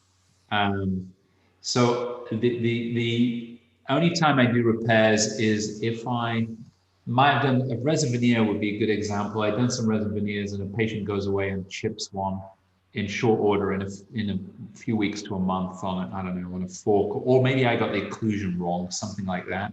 Then I'd repair it. If a patient comes back to me with, comes to see me for a regular exam, has an existing resin, done by me a number of years ago or done elsewhere, my strict treatment strategy is they're getting all of that resin removed. And the reason is because once I put a burr on that tooth, I own their problem. And I want to know that it's well bonded and there's no caries underneath it, because I don't want to own a problem that I didn't create. It's a really good practice management tip. I found this with one time I tried to do the nice work of fixing a screw retained implant crown, and fixing a loose screw on a cement retained crown I didn't do. And I learned the hard way after like 3 or 4 hours that I needed to manage those situations differently. So it's a great practice management tip that if you didn't do work, make sure you really set expectations as to what can be done, what may need to be done. I mean, obviously, if somebody comes in with a chipped upper central and you've got 10 minutes to deal with it and it's, you know, fine, then bond to it, but it's a short-term fix. I agree completely, because that's one of the best things I learned is that as soon as you touch that tooth, even if you're fixing a slot or a chip, you own the problem, even if the rest of the filling went bad because of nothing that you did. That's all your problem. That's the last thing the patient is going to remember. Oh, my dentist fixed my tooth and now I have these problems. So my preferred treatment philosophy is just remove it all. Plus, I find you get better bond strengths bonding to freshly cut tooth structure versus trying to bond over existing resin.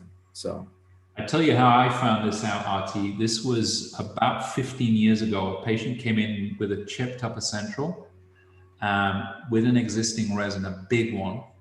And I ended up just adding a little bit to the corner. I was about 10, 15 years of age, the composite resin. And the patient went away. A month later, came back. It was non-vital. Now, obviously, that was nothing to do with me. I didn't even put a burr on it. I air abraded it, edge primer bond, put some composite on it.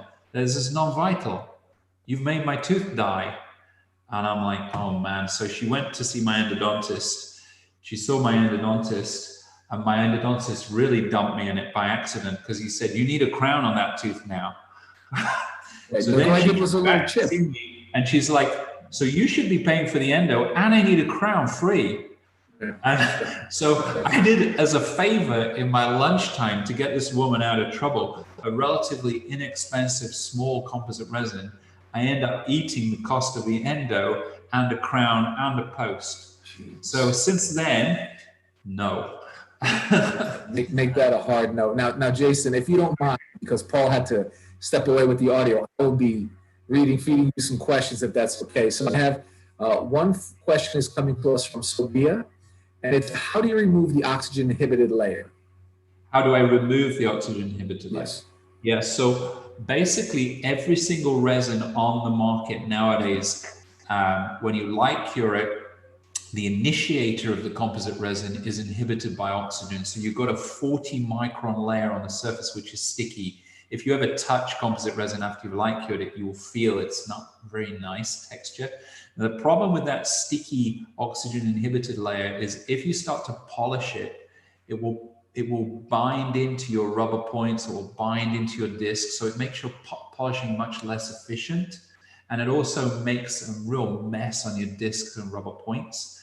The other problem with is if you leave any of it, it picks up stain pretty rapidly in about 1 to 2 months. This is why it's really common to see stain proximally on anterior composites, because people don't remove it and it doesn't get polished away, and therefore it stains up. So the solution is to cover that with something water-based. Some people recommend Vaseline. I would not recommend Vaseline because it's oil-based, very difficult to remove. But what you want to use is something like perhaps, well, Cosmodent produce a commercial product called Oxygon, which works very well. Or you could just use regular glycerine, would work pretty well, or KY jelly. That just goes over the surface. It stops the oxygen getting to the surface, and it means you can light cure through it because it's translucent, and then wash it away. And then you have a hard surface which you can polish. Now, Brett asks us. Something actually we also forget is when you bond veneers or adhesive crowns, you still need to do it, because the veneer cement has an oxygen inhibited layer too. And that's another reason why you might get brown staining of your veneers over time. So always remember that, just because it's an indirect, still remove the oxygen inhibited layer. That's a very, that's an excellent point, Jason. Thank you for that one. All right, I have another one for you. This is coming to us from Brett. So Brett, thank you for the question. What burrs do you use, and what is your polishing sequence? What brand of polishers do I use? Yes, and what burrs are you using? Yeah, so we use, for the class 2, the sequence would be go all the way around the marginal ridges with a disc. And what we're looking to do is to blend the marginal ridges into the cusp form. That's my first move. And good products you could use with disc-wise. 3M Softflex is pretty reasonable. Cosmodent's Flexi discs are also good. So we round those out. I don't like the pop-on, pop-off ones, the plastic ones, because you can't get any torque with them. Once I've done that, my next move is to adjust the occlusion. So I'm going to be using a small round diamond to do that. I'm not too worried which brand that is. Once I've adjusted the occlusion, our next move is to use rubber points to polish the margin, because what you don't want on the occlusal is a bit of flash at the margin, because if you've got any flash at the margin, if you occlude on that, it's going to chip off. Also, interestingly enough, even if it's on a non-functional cusp and you're not occluding on it, it still will chip, because what happens is when you bite on the composite resin, There you go. I'll get you back. You can't hear me. Can you hear me? All the energy will go into the composite resin from the opposing tooth, and it will dissipate. And that little bit of flash of composite resin is what we call a stress riser. It will chip off. So you need to polish that so it's flat. So you've got a butt finish. So I'm going to be using a rubber polishing point, something like Astropol from Ivoclar would be good. Supra from Kulzer is good. The Cosmodent products are good. Just a rubber point, but always use the coarse and then the fine. And then the final thing I do with the posterior, the class 1 and the class 2, is just to take a goat's hair and run a goat's hair over it. That's a really good way to finish the occlusal surface. Paul, are you back? Let's hear you. You can't hear me at all? No? You're low, but we can hear you. I wonder it's why. great, Paul. We can't hear you. Yeah, actually, I don't know why we're complaining about this, to be honest. I say we enjoy it. Do one more good question, and maybe I'll just give everyone's a thumbs up by. Do one more question, both you guys. Share where you're at. It's the world first. We shut Paul up. All right, cool. Do one more question. I'll be back. This at least wave by. Do one more question, Artie. Here. Okay, I'm going to take this one. Now, Ashley, thank you for your question. Just remember, Jason, from what I understand, does work in a fee-for-service practice. It's a bit different in the UK, but if you want, you can ask that maybe to Jason directly. But we're going to ask one more clinical question from Dr. Albert, and it just says, what will you do if you find an overhang under the contact point? Will you try to trim it, or will you go ahead and redo it? Yeah, so that depends on how big it is. To be honest, you commonly get a very fine overhang with the bonding agent, pretty much most of the time. And you can remove that with a curved scalpel blade, a number 12, which is normally used for periosurgery in the palate. But with a finger rest, you just use it like a scaler. And what that will do is cleave off any composite resin, but it won't cut the tooth. Be very, very careful not to do a gingivectomy while you're doing that though. The next move, once you've used the 12 blade, is to use a metal finishing strip, something like Brasseler is quite a good brand. Just goes into proximally, a little bit of finishing there, and that will remove most overhangs. If you've got a big, like 1 or 2 millimeter lump, then you're getting involved in redoing it. That's why I do that proximal visualization. I always look at my fill before I fill in the occlusal bit, because the occlusal bit is quite time consuming. My box fill is just like 2 increments, so it's pretty quick. And if it's, to be honest, I don't really get this problem because I spend the time getting the band in position and doing the wedging. So if you do that properly, if you invest the time in doing that, you don't end up with these issues, which is why we have that protocol. Better, not better? No? Better. Okay. A little better, yeah.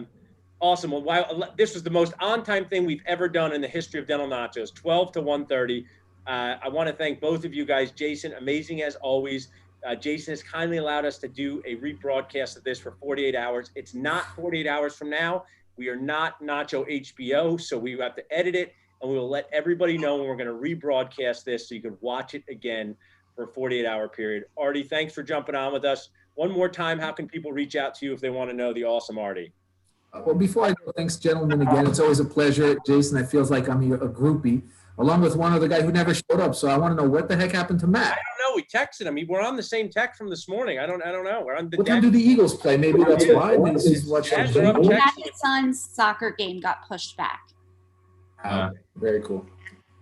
We were looking for a legit answer. I thought he'd be drunk somewhere. That's a much, much better answer. But anyway, if anyone wants to contact me again, my email is volkerdds@gmail.com. I guess you can also contact me through Dental Nachos as well, as I'm one of the Boost Camp instructors. So also look out for that as a plug to that. You can find any of my courses and Jason's courses. And to be honest, Matt's courses for that matter on Cosmedent's website. Just Google Cosmedent Center for Aesthetic Excellence. And again, thank you, Jason. I always, for the past years that I've been knowing you and following you, been a while, I'm always learning something new. So this was a fantastic presentation. And Paul, thank you for having me be a part of it as well. My pleasure. You're awesome. Thanks so much, Jason. Guys, enjoy your day. We're going to leave it open for about 20 minutes. I'll play a few videos. Any last minute questions you guys can ask in the chat. Want to share something nice, tag us on Instagram or Snapagram, whatever all the cool kids are on there. I don't know if Snapagram's one. And we'll see you for the next one. Thanks, guys. Thank you. Bye-bye. Thanks a lot. Bye.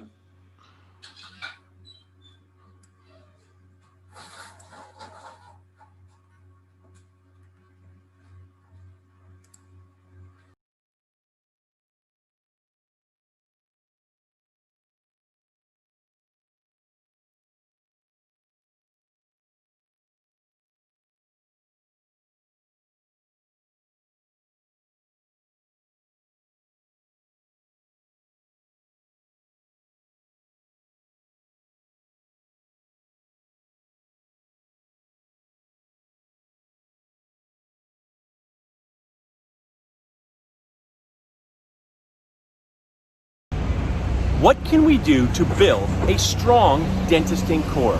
My name is Paul, Dr. Nacho, and I was just in the gym back there, probably very obvious by how jacked I am, and I was thinking about what do we do to build our core in life? Our dentisting core and even our dad core. Because you know what they say about dad bods? Dad bods are made in the kitchen, standing over the sink, eating your dinner. And by dinner, I mean cold macaroni and cheese. But at least I'm working while I'm eating my dinner by scrolling through emails. And by scrolling through emails, I mean scrolling through TikTok. But that's not the point of this video. The point of this video is to share with you how you can build your dentisting core. I have 4 ways to help you build your dentisting core. Your dentisting core is your mind skills, your word skills, and your hand skills. Dental school very into clinical skills, which are important, but not enough into mind, business, and word patient communication skills.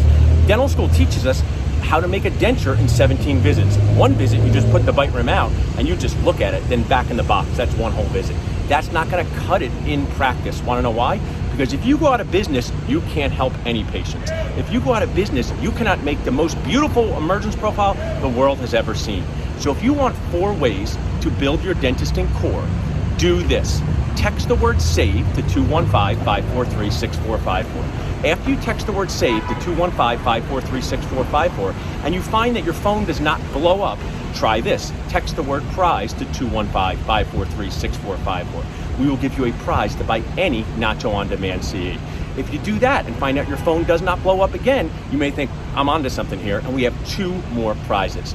The third prize is text Amanda to 215-543-6454 to be invited to a business and patient communication CE course for free, your favorite price.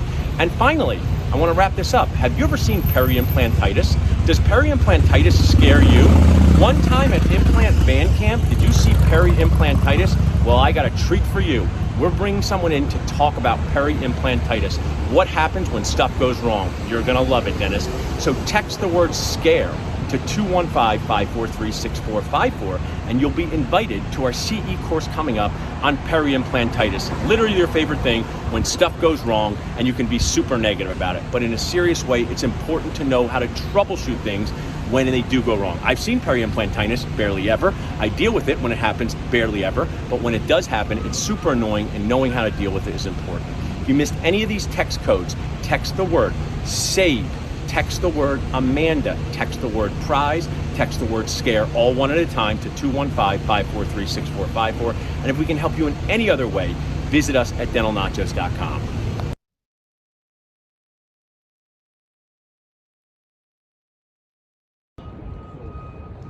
Finding a job after dental school or your GPR or AGD is a huge step in the circle of dentisting life for new dentists. Hiring an associate to work in your practice is also a huge step in the circle of dentisting life for medium-aged dentists or seasoned-aged dentists. At Dental Nachos, we want to help with this. There's never been really a good way, a consistent way to find a job after dental school or hire an associate. We want to be part of that solution at Dentist Job Connect. Our team will do a complimentary consultation with you to determine what your goals are, how often you want to work, when you want the associate to come in, where you want to find a job, and share with you ways to ABC, always be connecting. The program is fun, it's affordable, and it will help you do the thing that all dentists need to do to succeed, have a job. You cannot make the most beautiful emergence profile in the world without a job. You cannot pay off your loans without a job.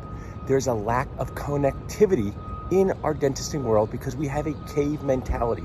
Dentists work in caves. Thanks, Dr. Eric Cornelius, for pointing that out. So what Dentist Job Connect does is help connect dentists in these caves. To learn more about this program, you can do it in a few ways. One, you can text jobs to 215-543-6454. Text jobs to 215-543-6454, and our team will connect with you. You can email jobconnect@dentalnachos.com. Email jobconnect@dentalnachos.com. You can email your resume, your goals, any questions you may have. And finally, you can just visit dentalnachos.com. And our website has ways to fill out forms on if you want to hire an associate, find your first job, buy a practice, or sell a practice. We're here to help connect dentists and make our dentisting world a better place to be.